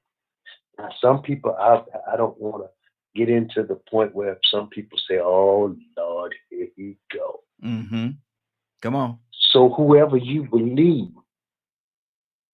that person is, whatever color you want to put him, that's fine. But that person did exist to give us some, make me understand God. Make me understand. Exactly. So you know what happened? They crucified him because we don't want to pay no attention to what God says. If we want to get rid of hatred and envy and strife, and we want our families to get back together, if we want our families to stay together, if we want to just be good people, the beginning of wisdom is the fear of God. We've got to the point that we don't fear nobody, especially him, because now there are some that don't believe he exists. So I'm just saying. Wow. Leonard, let me come back to you, brother. Leonard, you there? Yeah. Okay. When grandmother, in a lot of situations, was the glue that kept the family together. Grandmother was that glue. And when she left, man, a lot of us, and my family included, when grandma passed, we kind of fell apart, man. We didn't do the things we used to do, didn't come together like we used to come together. What was it about grandmother that kept everything so in sync? She know from when she came. She gave birth to everybody. Come on. She's the mother of you all. That's why she cares so much more for everybody. It's like when you were at my grandparents' house. No matter how many kids you had, he was your father. Yeah. He made all y'all that came out there. All y'all came from his bloodline. That's the difference. And grandma had some people may not see that, there are some people that don't have the skills of their grandmother. I mean, they ain't like grandmothers were stupid. Grandmothers were very smart individuals. Absolutely. And hold on, Leonard, hold on. And I'm glad you said that, brother. I'm glad you said, Goddess, I see you. We'll come to you in just 1 second. I'm glad you said it, because grandmother and granddaddy, and I have to put him in the equation as well. Yeah. Very, very intelligent, even though they had no education. A lot of time they didn't have the education, school education, like everybody else did. Maybe dropped out in the 4th, 5th, 6th grade, something like that. But yet and still, They were so smart, man. They knew so much. Thank you. What do you say to that? Well, that's the thing about it is they had a whole different lifestyle, and they had you probably during greater times and harder times than you have right now. Mm-hmm. You have different goals and values that they have. My grandfather's goals was to make sure that his children were fed. Mm-hmm. And that's what he did. Mm-hmm. He made sure his children were fed. And he raised them all himself to adulthood. Mm-hmm. That was his goal, and that's what he did. That's what he cared about. Most people don't care about that type of thing anymore. Wow. They care about their own personal happiness. Mm-hmm. Just, like you think about it. If you got people out here having kids by people they don't like, how loving are they going to be? Really? Yeah. Really, how loving? What capacity? What's their capacity for love? Not very high. Not very high at all. Exactly. They didn't even love the people they had a baby with. Mm-hmm. Wow. Wow. That's the difference. Exactly. God is good morning, young lady. How you doing this morning?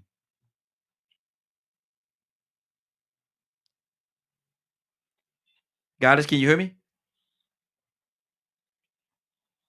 Goddess, wake up and go to sleep. Wake up and go to sleep. I say something. I see you unmuted. Goddess, say something.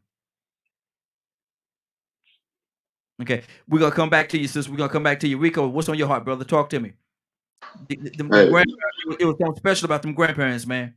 Yeah. I mean, that was big what Leonard just said. He hit it out the park. I was gonna say that exact same thing. That's a certain feeling when you get around 12 or 13 other people and all of y'all saying grandmama,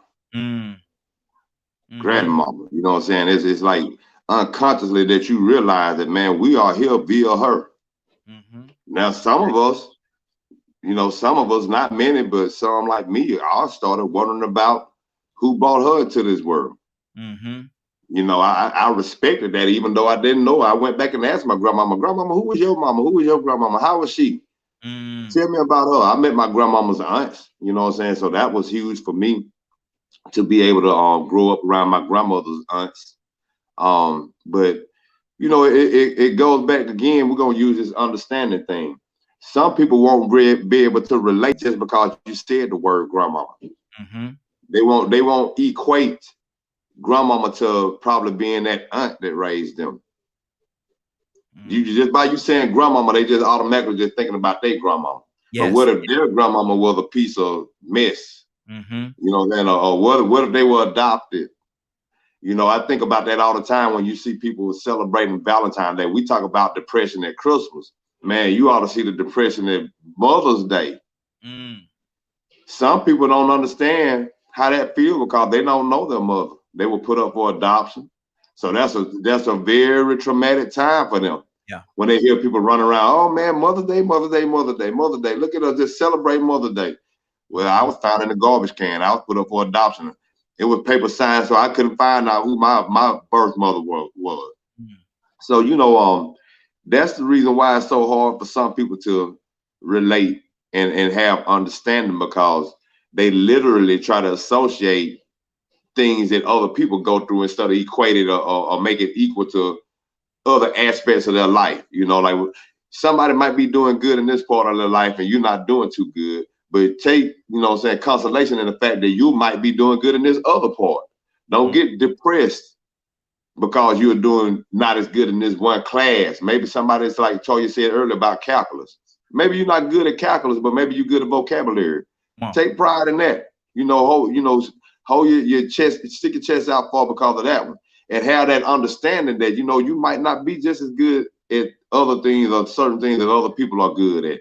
You might not have the same valuable family members or support structure in your family that other people have, but you still have to look at the good side of things. But that is one reason why it is so hard to understand, because people only mainly see things through their eyes from their experience, and so they don't have that compassion. That grandmama that you're talking about, she had that compassion, which also goes with understanding. Absolutely. She had that empathy for others. Today's society would tell you mind the business that pays you. Stay in your lane. My grandmama wasn't staying in her lane. My grandmama might feed the neighbor's children because she already knew they wouldn't eat. But she wasn't gonna say nothing rude or nasty. But she was gonna say, "Come on over here and get y'all something to eat. You hungry?" And see, it's amazing you said it because my grandmother used to feed the whole neighborhood, man. My grandma, man, look here, if you was hungry, everybody knew if you're hungry, go over there. Miss Hayes is gonna feed you. Mine too. She's gonna bring you in the house. She's gonna sit you at that table and she's gonna put a food plate right there in front of you and sit there and talk to you while you eat. I'm like, wow, Mama. I asked Mama, why you don't know these people? It don't matter, baby. They was hungry. They was hungry. I heard those same stories, man. When my grandmama passed away, man, so many people came in from out of town, man, and they was like, "This my mama too. This my mama too." And I'm like, "I ain't never met you." And they started telling me stories about how she fed everybody before they went to school. And her children, she had 8 children herself, 7, 8 children herself. She feeding all her children and then feeding the rest of them too. Come on in here and get you something to eat. Exactly. And that went a long way, you know, especially being that it was a school across the street from the house that every black person in the county, not in the city area, but in the rural areas, had to get bused to that school. So there were different people from other parts of the city that knew my grandmama because they had to come through there and they were friends with my father or all my aunts. Exactly. And you said, man, you said it because my grandmother had 9 kids, you know, and she never wavered, man. Somebody come, they hungry. Come on in. Come on. Like, man, Mama, you don't even know these people. But that's who she was. Goddess, good morning, young lady. How you doing? Good morning. Can you hear me now? Yeah, we can hear you. We got you now. Can our understanding is our topic today, and what we're talking about right now is grandmothers being the glue of the family, and how grandma hold for whatever reason. I don't know how she did it. She wasn't the richest, but she always made a way, and she kept that family together. And when grandmother went away, somehow the family started to separate, and it wasn't as close as it was when grandmother had. And people could see the difference, but they just didn't do the things that they needed to do to make sure that they stayed together. So, what do you say about grandma? I don't even know, because my grandmother on my mom's side passed away when my mom was like 3 or 4. But my grandfather was that glue on my mom's side. I did know my grandmother on my dad's side, but that was us going to the country. And when you're in the country, it's a little bit different than in the city.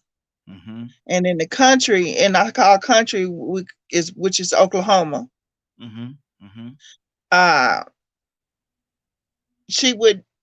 everybody would come over and be there, but it wasn't in the country. It's so spread out. Everybody gonna eat in the country anyway. And she always did foster care too. So I never knew it was foster care. I just thought they was siblings too. You know, I knew they didn't belong to my dad or my mom. Actually, I didn't know I never questioned it.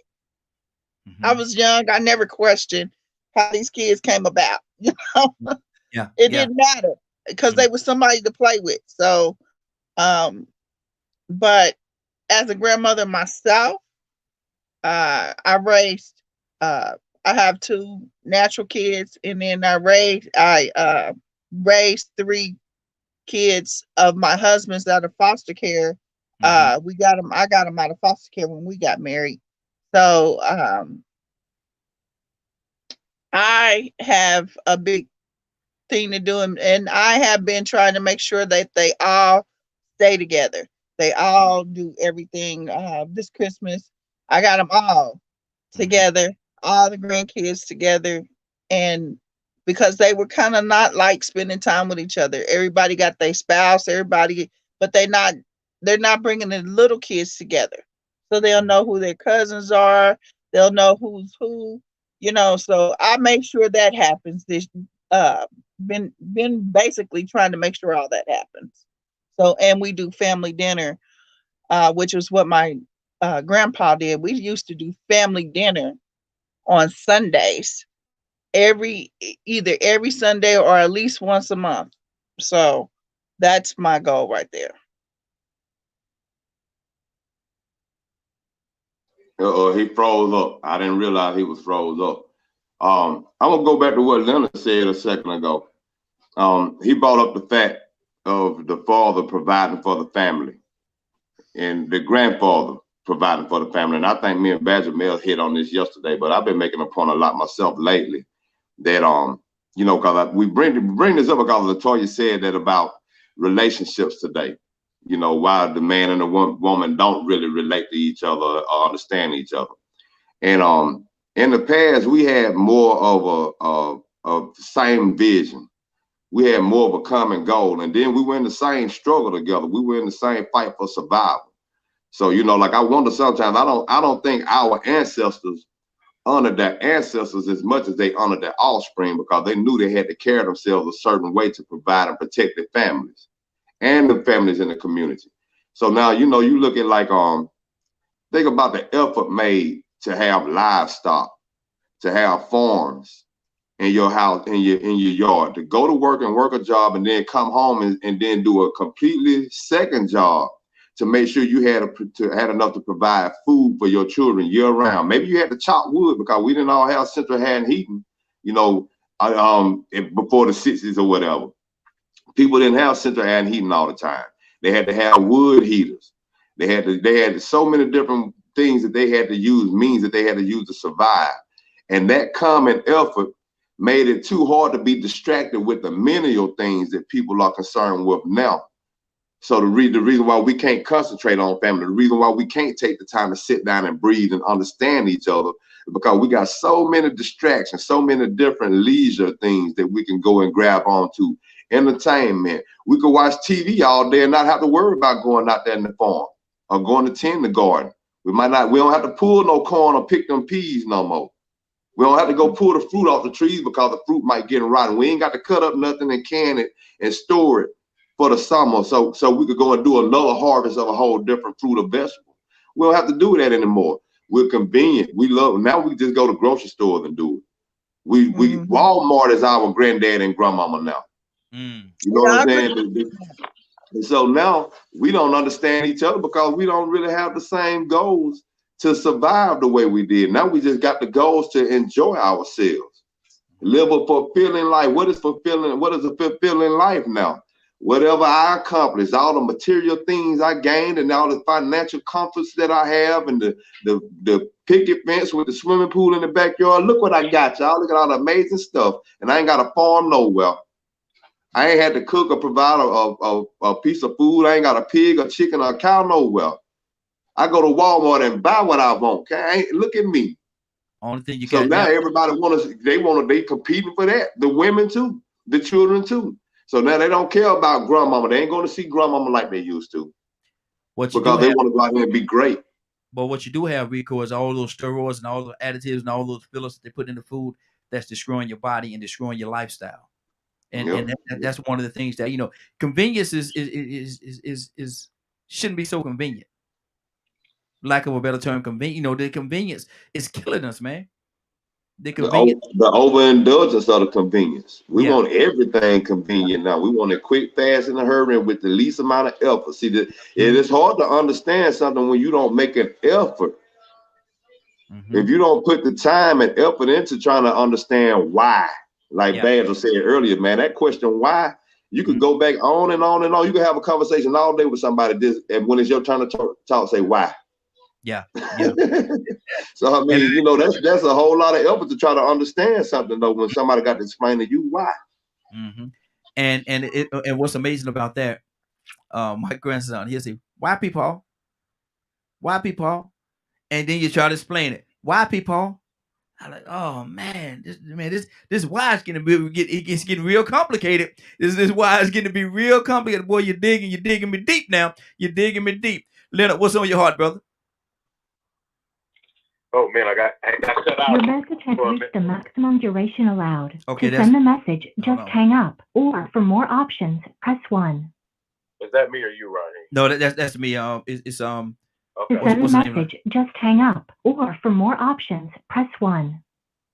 I'm trying to get out of her voicemail there. Let me see. To send the message, just hang up. Or for more options, press 1. Okay. This is kind of awkward here, y'all. Y'all bear with me. You trying to get some understanding right now, ain't you? Sure. And it sure ain't working, brother. It sure ain't working. Let me see. hang up this line, but it won't allow me to do it. Okay. Go ahead, Leonard. We'll talk through it. Okay, it sounds like you were talking about grandmother's role in the family. Yes, sir. Yes, sir. Well, you have to realize now, you got different types of grandmothers. Mm-hmm.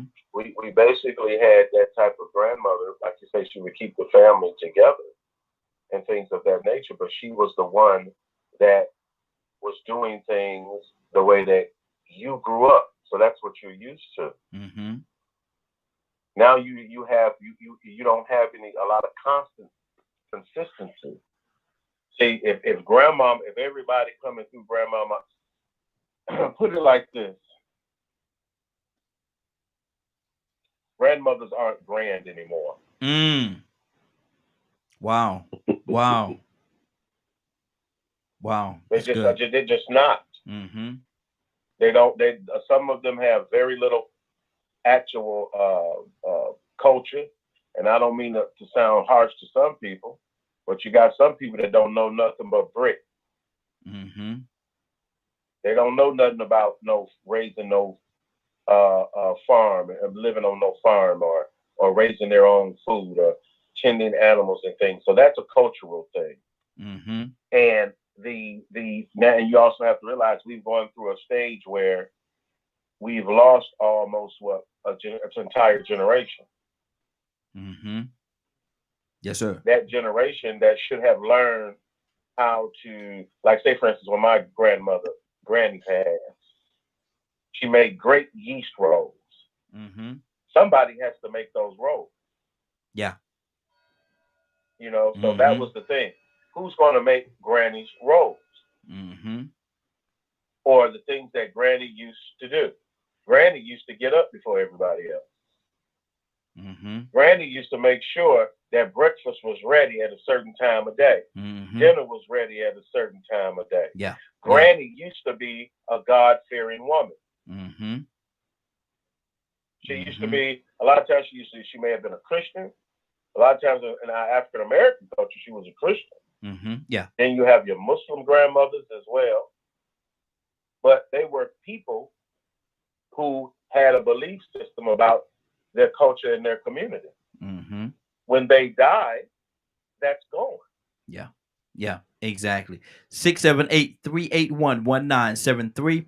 678-381-1973. We'd love to have your input. Give us a call. We're talking about, our topic today is, can I borrow some understanding, please? Can I borrow some understanding? And I think we're getting a lot of understanding as far as some of the things that's going on in the family structure, or lack of things going on in the family structure. Toya, what did talk to me? Yeah. There's no excuse at the end of the day, hey, whether you man or woman, man.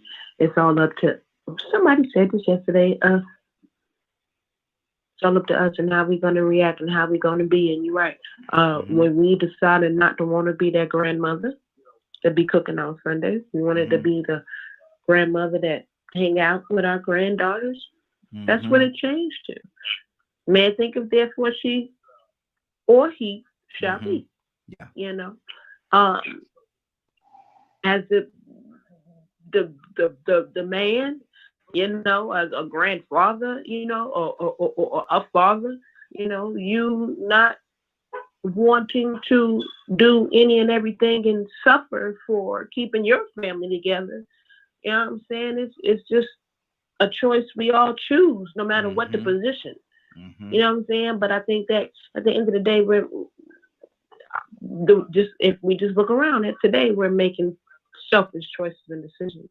And all of us collectively might not notice how important we are to this world, but there's a collective, all of us, even if we try to operate in individually. And it ain't but two sides, good and evil. And at the end of the day, if we as men and women are not understanding what we are to each other, to our kids, to our generations, to our futures, and learn from all of our past, man, we're going to be having the same conversation. Like, why are we having this conversation? I'm sitting there thinking to myself, why are we having this conversation? I'm 43. What's really so hard about it? It's really nothing so hard, but what we make it. And while we continue to make it hard, there's a group of people, unfortunately, it seems like they all on the bad side, that they set all their differences aside for the core of evil. To push through an agenda and make it happen. And until we decide to get that same kind of counter activity against that and do it for good, we're going to be having this conversation again on why we human beings, men, women, black, white, green, purple, why we're not putting together that same collective effort to stand for truth and justice. A part-time Christian can't be the full-time devil. Can't do it. Right. Can't do it. Donna Tucson. I remember, man, Saturdays and Sundays, I used to wake up and my grandmother, man, be at my grandmother's house. I used to wake up, man, and to the smell of breakfast being cooked, everything was good. Somebody got some fancy going on over there. I used to wake up, man, breakfast is cooking. Grandma got the windows, man. Look, she got the windows open, a breeze coming through the house, and all kind of stuff going on, man. Music is playing in the background, and I get up and I walk into the kitchen. She said, "Go wash your hands, baby, so you can come in here and get you something to eat. Go in there and wash your hands, clean yourself up, so you can go in there and get you something to eat now, baby." And those are some of the, man. Look, I smile like a chest kicker. I know I'm about to eat real good. What happened to those days, Donald? We're getting further and further and further and further away. Further and further away. I'm gonna say something. I don't know if somebody can take it right, but it is what it is.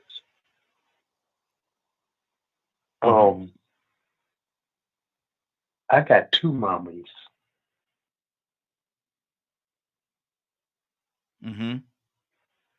Did you hear what I said? You said you got two mommies? Yeah. Explain to me why some people have a mama and a daddy, and I got two mommies. Are you hearing what I'm saying? Or do I need to get? You need to go a little deeper because you say you got two mommies, and I'm trying to figure, and see, okay. I think I'm with you, but I want to be clear. They got some kids that have two daddies. Yeah, I thought this was where you was going. Okay, go ahead. So what I'm saying is, the original, way back, the blueprint is gone. When the blueprint is gone, so the blueprint is gone, and then somebody said, even later on, somebody said, "I'm not going to raise my children like I was raised." Everybody's trying to make a living, so it takes two to make it, and we're making it. But as far as we're making it, the further the family structure kind of diminishes, because I've never seen my mother go to work. Never.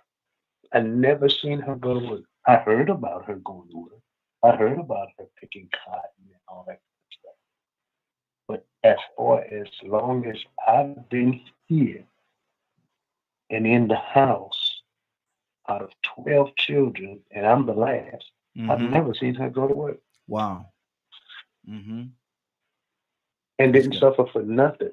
I might not have had the best, but regardless and I'm pretty sure Dad had some issues, but Dad took care of the family, and Mom took care of the household. Yeah. And you found out who ran the house when things got kind of heated. I thought it was Dad. But when Mom fired off the handle, come on, Dad went sit in that rocking chair and ain't said a word. Everything shut down, brother. Everything shuts down. That's just what it is. It shuts down. God has talked to me, sis. Well, that was weird that he said what he said, and it's so true. And I had to think about it, and it's deep. The whole pattern is being redesigned. And but it's up to us to keep that old pattern that should never change, keep it going. And I think also the way the world is going on, the rural community is going to be the key of life now. I think me and Badger have been talking about me going back to my roots and going back to Oklahoma, and because of certain things that's about to come about with the young guy named Tony. I've been speaking to one of our broadcast, one of the guys who was on the show, and just really talking to Peter Brown and some other people and Tony and everything. Like, we got a clue of what's going on and about to happen, and we're just really gonna have to get down to our roots.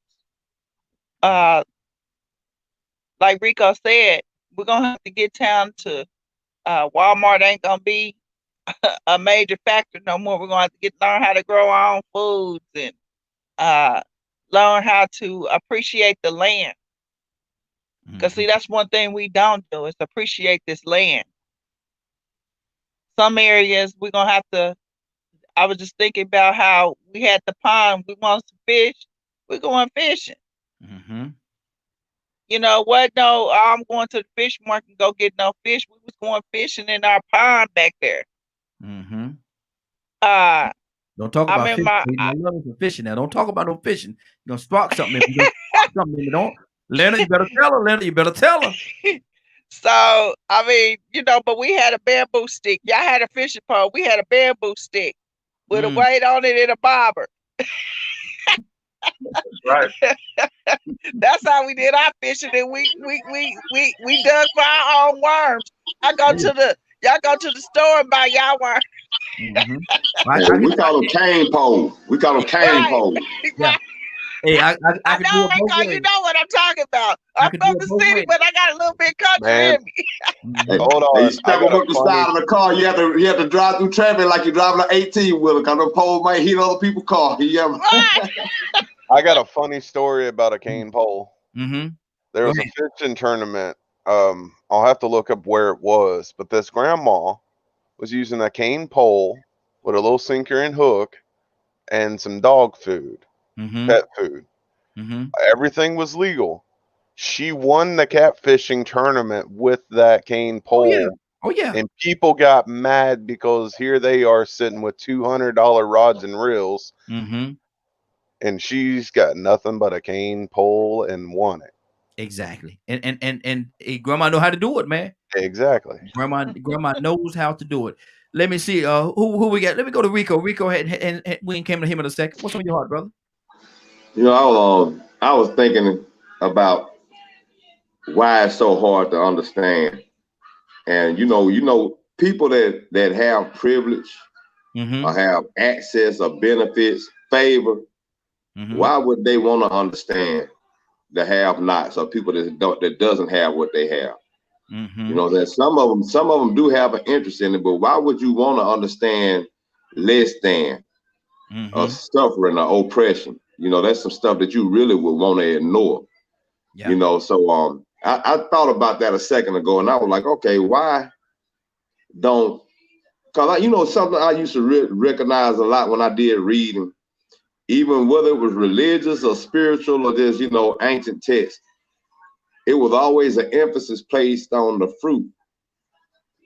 It was always an emphasis placed on the fruit. And as I got older, I realized the fruit that they were talking about bearing were your offspring, your children. They honored the future of their fruit. They honored it more than their ancestors. So now we honor our ancestors, but we don't honor our fruit, our future seeds, the way we should. And I started thinking about privilege and favor and benefits and convenience and entertainment and fun. And I started thinking, you know what, man? When you are favored and privileged, Now you have the benefit of access to do things others can't do. You want to keep indulging in that. You get more selfish. So that's the reason why we don't have an understanding. That's why we don't have the grandmothers and the grandfathers, because they don't want to give up their time. They don't want to give up their heyday. They don't want to let this stuff go. They ain't got time to think about their fruit. Yeah.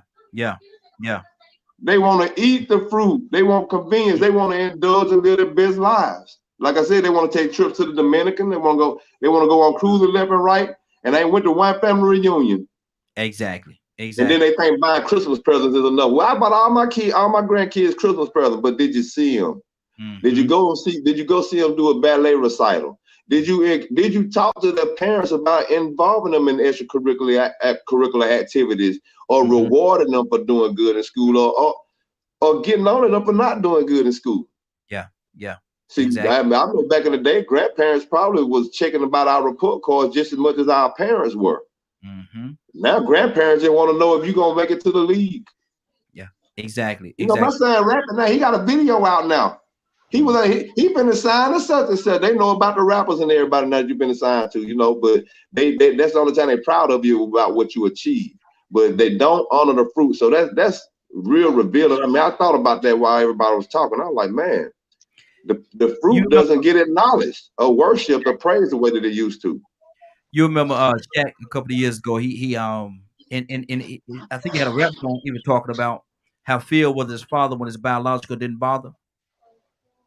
Yeah. He said Phil was my father and sometimes that's what it takes, man. You know, we have to step in and am I my brother's keeper? That attitude and that mentality have to be very prevalent in our communities around the world. We have to take responsibility because sometimes unfortunately, sometimes the biological is not going to, the biological mother or the father is not going to take the responsibility. See, that's why that grandmother in the past didn't mind her own business and stay in her lane, because she was going to know about that child whose daddy might have been touching. See, every grandmother and grandfather wasn't honorable back then either. Every father or mother, you know, so some of the grandmothers would take the opportunity to spend more time with this child next door that they know is being molested or whatever, and sort of get them some positive to go by to keep going and pushing to try to be somebody to make it through the next day. You know, so I mean, but like I said, when you live in today's society, when you need to mind the business that pays you, then grandma ain't worried about nobody else, grandchildren, much less hers. She just wants to worry about being great herself. Exactly. Badger, what's on your heart, brother? You know, talking about what we're talking about right now, you know, grandmas were what raised me. They saw something in me that even, you know, my parents were trying to tell me not to be. You know, my heart is behind everything that I do. You know, my grandma and other people I consider my grandma, even though they're not blood. You know, they uplifted me and told me to keep walking the path that I'm walking. And they told me it was going to be a struggle. They told me I'd have to fight every day of my life. Yeah. You know, I was going to have abuse. I was going to be ridiculed. I was going to be judged and so on. You know, they prepped me for a lot of it. Did it affect me? Yes, I let it affect me. I let it affect me.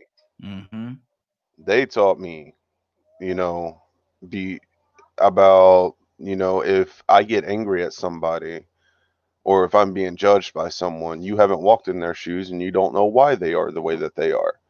So don't be mad at them. Look within yourself of why you're reacting in that way. That's good. Now, Leonard.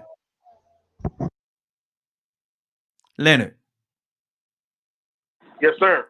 Now, you know I got to be silly every now and then, right? Every now and then I got to be silly. Every now and then, you know, not that often. Every now and then, but when Badger said what he said, I thought about Color Purple.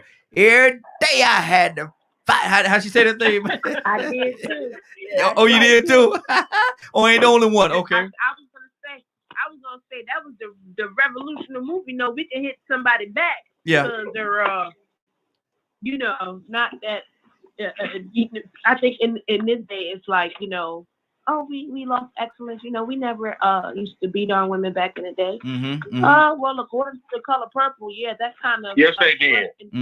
Yeah, we did do it back then. And Color Purple was like that green light to go. Yeah, you better hit that Negro back. Yeah, and worry yeah. about everything else. You know what I'm saying? Like that was that revolutionary moment. Again, probably helped us take a pivotal turn, you know what I'm saying, to where we are now.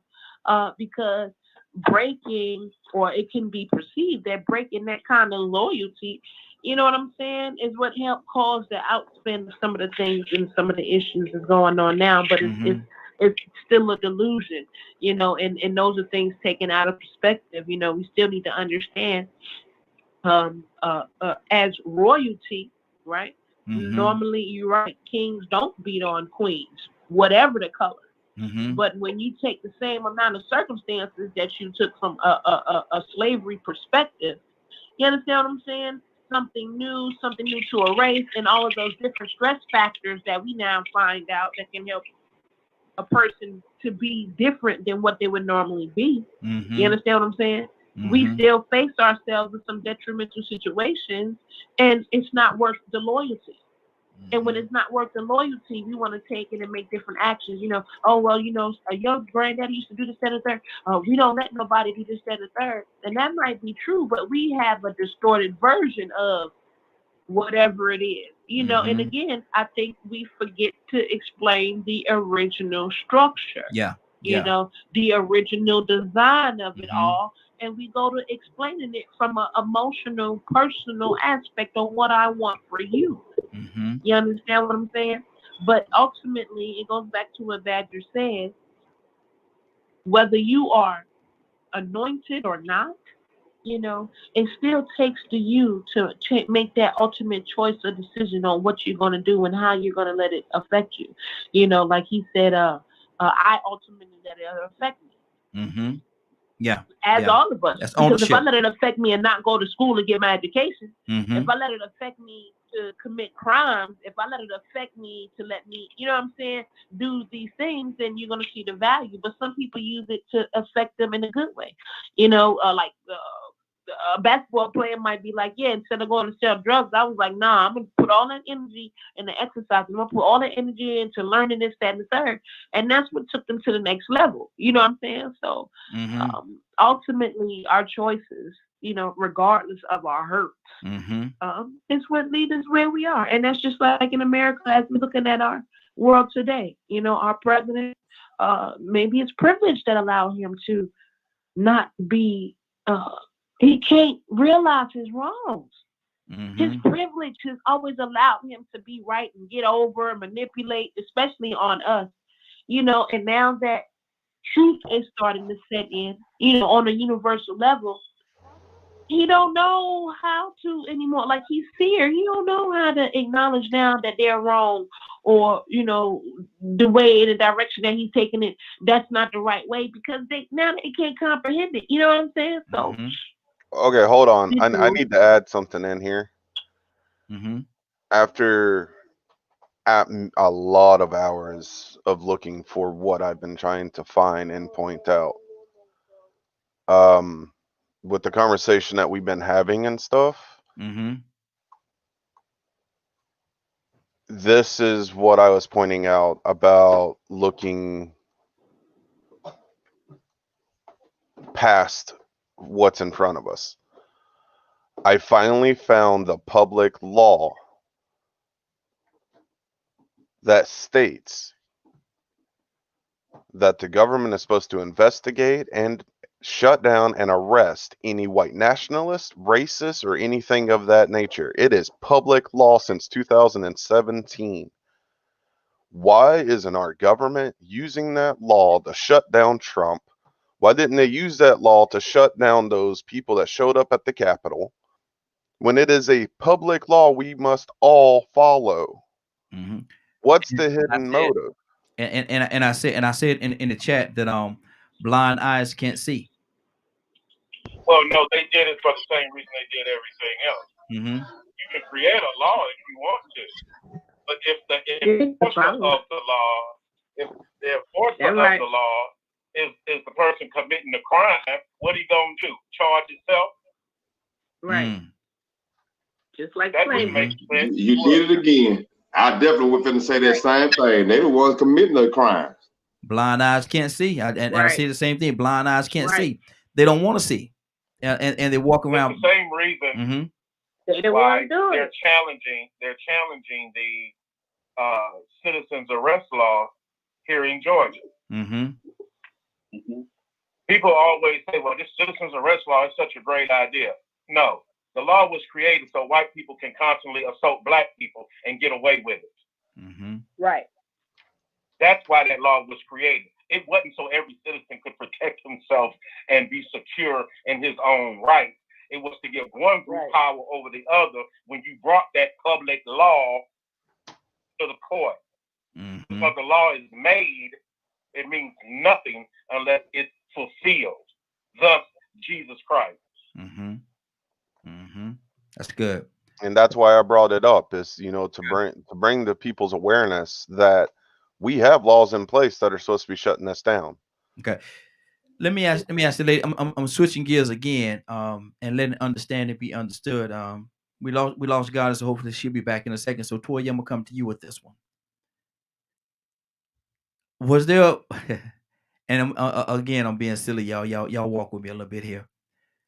But Toya, when you looked at that movie, Ike and Tina Turner, what's love got to do with it? That's the name of the movie. What's love got to do with it? Was it a celebratory moment, that fight scene when Tina finally fought back? For you as a woman, was it a celebratory moment? Well, you know what? That's one of the moments right there where I need to understand it, because I've always been Ike. My daddy raised me.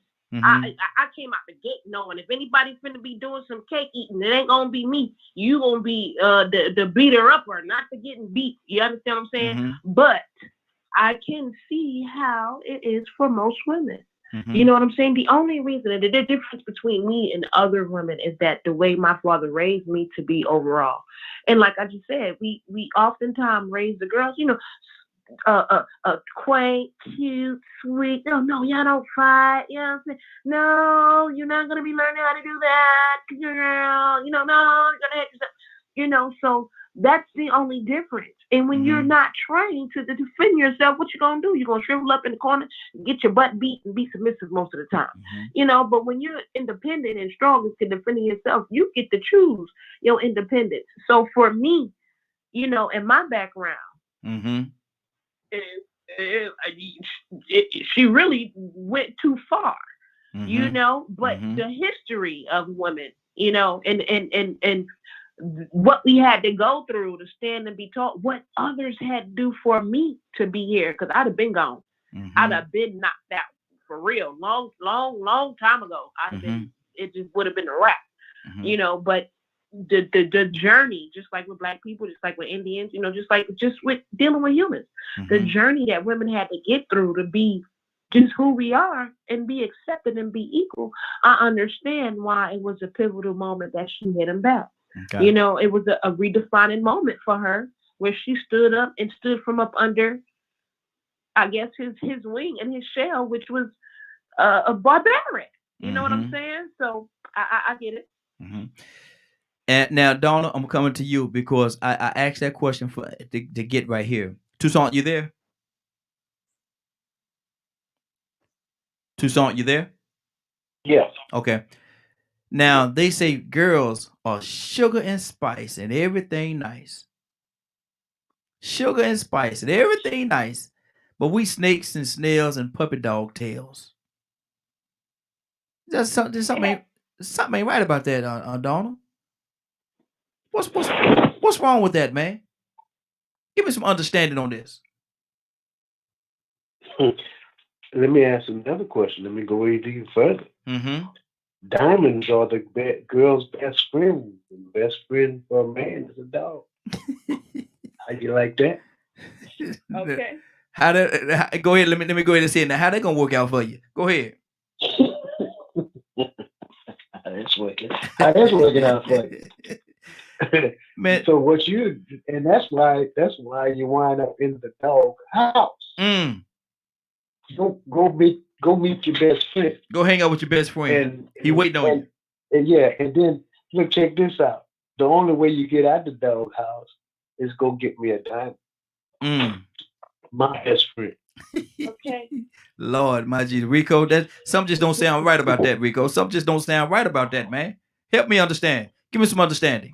That's a bad deal, man. That's an uneven deal, you know. But somehow with that first one that you said, it's sort of establishing the roles of the roughness and grittiness, the physicality of men to get out and get their hands dirty and do the rougher things, and leave the women to do the more sensitive things and to be protected from having to get our hands so dirty.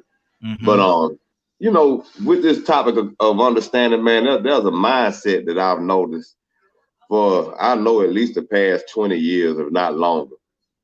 And I don't want to sound like we bashing women, but you know, this is just a point that I observed. And I've said it on here before. I've noticed quite a few times that I've come across women that say that we ain't the same as those women back in the past. Yeah. Those women from the past were stupid. And I know then that they really don't understand what the purpose or the values of that woman was from the past, because I don't see anything stupid about that woman. And so when I hear that dysfunction, you know, I also understand why getting a man that could provide for you and take care of you didn't have any standards put to it. The standards left of that. I also realized then why the dope dealer and the bully and the crook became somebody that was desirable to a woman, that was okay for her to create life with. I realize now that those women that felt like those women in the past were stupid and they ain't gonna be like them, didn't value the fruit. They didn't value themselves enough to know what they could produce. Their whole purpose of being Mother Nature, mother of life. I mean, our women are the mothers of life. Yes, without y'all, we can't have no babies. Y'all can make some stuff happen without us. But without y'all, man, and so, you know, when you go back, like I said earlier, when you get around 12, 13, 14 people and all y'all saying grandmama, subconsciously, unconsciously, you saying to yourself, she is the reason we are here. Nowadays, you don't get that. They get, I mean, to a certain extent, you get that, but kids nowadays they definitely don't understand what it's like to have a real grandmother. Exactly. And that's a dinosaur. It's a dinosaur in some situations. It's absolutely a dinosaur. They become dinosaurs, man. And it's a sad thing, because like I said earlier, man, that those are the very ones that held the family together. Those are the ones that held it together. Linda, that mindset is so poisonous, though, to even think that those women from back then were negative or stupid or somehow less than. You know, they don't get the respect that they should. And they, I mean, and therefore, you know, we're seeing the domino effect from that. Yeah, exactly. Leonard, talk to me, brother. What's on your heart? Also, you have to, like, I like what Rico was saying. If you don't desire that type of life, then you have to accept the fact you won't have what you're talking about, right? You're not going to have those family dinners or whatever and blah, blah, blah, blah, blah. That was possible because of the skills that woman had. That was possible because she had the knowledge to do what she was doing. And she had a lot of dignity and self-respect. Yep. That's why she was able to do that. The women these days can't. Some of them can't do that. They simply don't have enough love in their hearts to do it. Wow. And that right there is a very sad reality. That's a very sad reality. All you are is a culmination of your experience. Yeah. So that woman experienced so much more and things so different than you did. And like this I said, why we have we pour libations for our ancestors because of the path that they had to come through. And we have to remember that. If you desire that, you have to cultivate that. Yeah. It just doesn't happen. It just happen. It don't happen. It just happen. And that's why I say a lot of times, grandmother knew what was going on, but she had the strength, wisdom, knowledge, and courage to keep that family together, irregardless of what granddaddy was doing. She had that know-it-all to keep the family. No, baby, we need to keep this family together. This family have to stay together. I know, baby. And she'll say it in a minute. I know, baby. And she'll give you. And that's also because, like, another reason why a lot of young, this was like the generation prior, the term knowing your place. Mm-hmm. That woman had roles and responsibilities. She knew her place. Mm-hmm. She knew exactly what she was supposed to do. Mm-hmm. So she was going to do what she was supposed to do based on what she believed her responsibilities were. Mm-hmm. Just because grandfather may not have been doing everything that he could, that didn't mean she was going to be less than a person that thinks to that level that grandfather had some to. Exactly. She still had to. She was a human being who felt that God called her as well to do this particular thing. Mm-hmm. And see, the thing about it, and that's her place. Yeah, exactly. And the thing about it too is, our topic today is give me some understanding. Give me understanding, please. Can I get some understanding, please? And grandmama had that understanding. Grandma had that understanding that a lot of us in this day and time, 2021, just don't get it. We just don't get it. We don't get it. And it's sad, but we don't get it, man. We don't get it because we're so. It's like Leonard and excuse me, Bishop and Donna always say. They always talk about that puff pass. That's what it is. This generation right here, it's always on to the next one. We have a little dispute. You don't like the way I tie my shoes, so the relationship is over. You go on to the next one. They didn't do that back in the day, man. They stayed together. Well, let's say this for one thing. Let's not short. Grandmother was the one that told you to go see something else too. Mm-hmm. Grandmother was the one that told you to get an education so you don't have to be dependent on nobody else. Mm-hmm. Grandmother was the same person that teach you you're gonna have to protect yourself at all times. Grandmama was the same person that told you everybody that they love you don't love you. Grandma is the one that told me. Underestimate grandma. Grandma is the one that told me too, boy, you better, come here, let me teach you how to cook, let me teach you how to clean, let me teach you how to sew. Let me teach you how to sew because these and no disrespect to these sisters. I love my sister, but she told me this. Grandma say the way some of these women are, they ain't gonna take care of you, baby. You better learn how to take care of yourself. You need to learn how to sew, cook, and clean, do all these things on your own because these women and this her words, these sorry behind women today, they don't know how to do nothing. They don't know how to do nothing. She knew how hard it was gonna be. She knew how hard of a job it was gonna be because back then I think too they understood just how dangerous it was for their husbands when they walked out that house every day because they were just looked at as threats just for existence.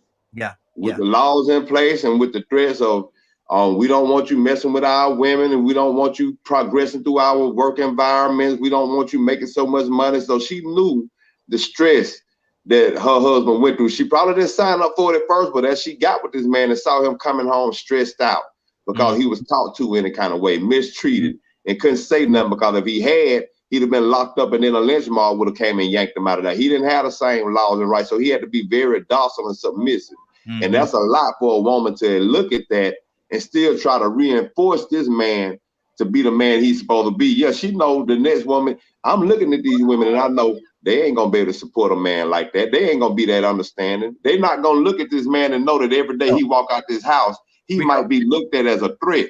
Okay, Rico, let me ask you this question. I want to go to Badger as well.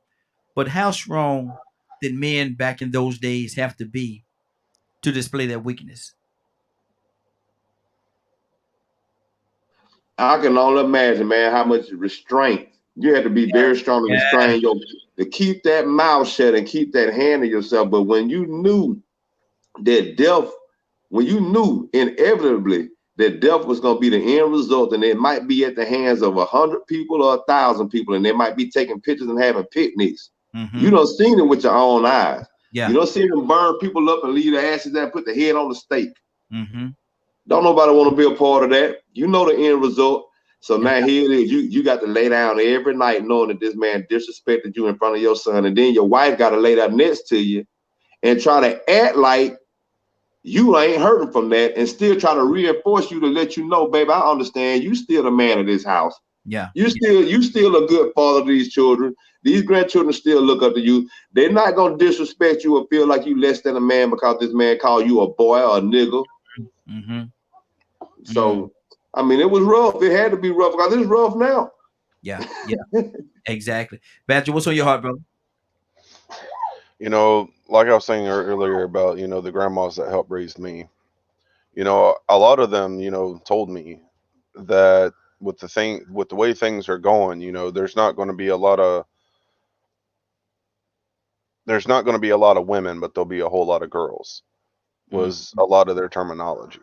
You know, when I would ask them for an explanation of that, you know, they're like, they're going to forget. They're not paying attention to how important it is for women to raise the children. They keep them from a lot of the men's mentality or virus. Because, you know, as a man, I have a huge potential to become egotistical. You know, to let my pride override my judgment. You know, so it usually takes a woman to set us right. And a lot of people, I feel, have forgotten that. They don't pay attention to that, you know. And unfortunately, with the way the world looks right now, it looks like it's a man's world. You know, and a lot of women see that and stuff, and they don't like it. And I can understand why. You know, so go ahead. No. I was gonna quote a song. Go ahead, finish your thought, brother. And you know, that's why I harp a lot on, you know, if we don't help the women become strong again and uplift them, you know, this world is just going to stay in turmoil for a lot longer. Exactly. You know, we need women back in power. We need and I'm using the word power. That ain't even the right word. Lead. We need to align each other up in a way that we can move our families forward.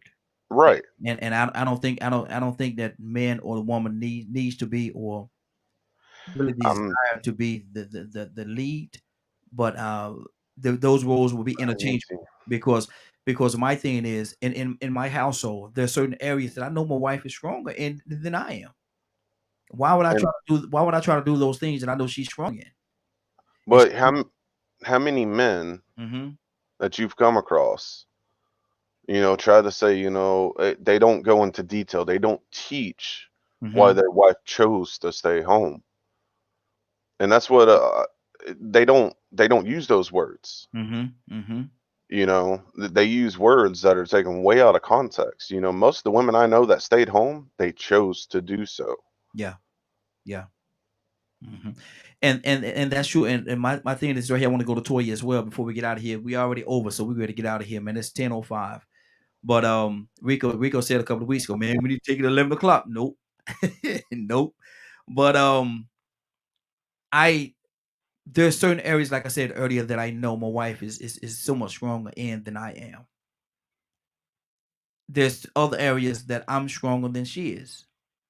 So the thing about it is we know our lane and respect each other's position. You know, that's what she do. I don't have to worry about it because I know it's done. It's taken care of. Certain things I do, she ain't got to worry about it. I know I'm gonna take care of it. It's gonna be done.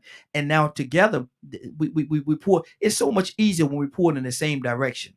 It's so much easier when we pour it in the same direction. When we start playing tug of war, that's where the complications come in at. We don't need it as a family. We don't need to play tug of war.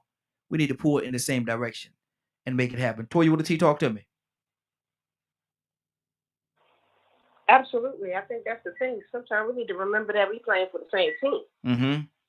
You know, I don't think that we always acknowledge and analyze that most of the time. And it's those different backgrounds, those different upbringings. You know, there's multiple things, you know, that is going to lead to that right there.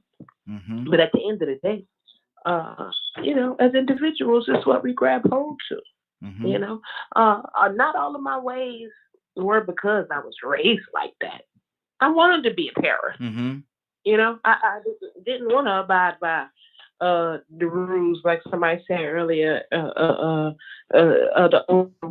you're not gonna beat on me. Mm-hmm. I'm glad Grandma did do it. Mm-hmm. I'm glad Grandma did that, because you're right. I can't do that. You know what I'm saying? Certain things back in slavery days, you're right. I can't do. You know, you're right. I'd have messed it up for the whole clan, and everybody been gone. And the Lord knew when to have me born. You know, but we all ultimately grab hold, you know, to what we can and cannot do, and those things has the actions for it. And you know, you got to understand the power that you have when you're saying what you can't do and what's the risk.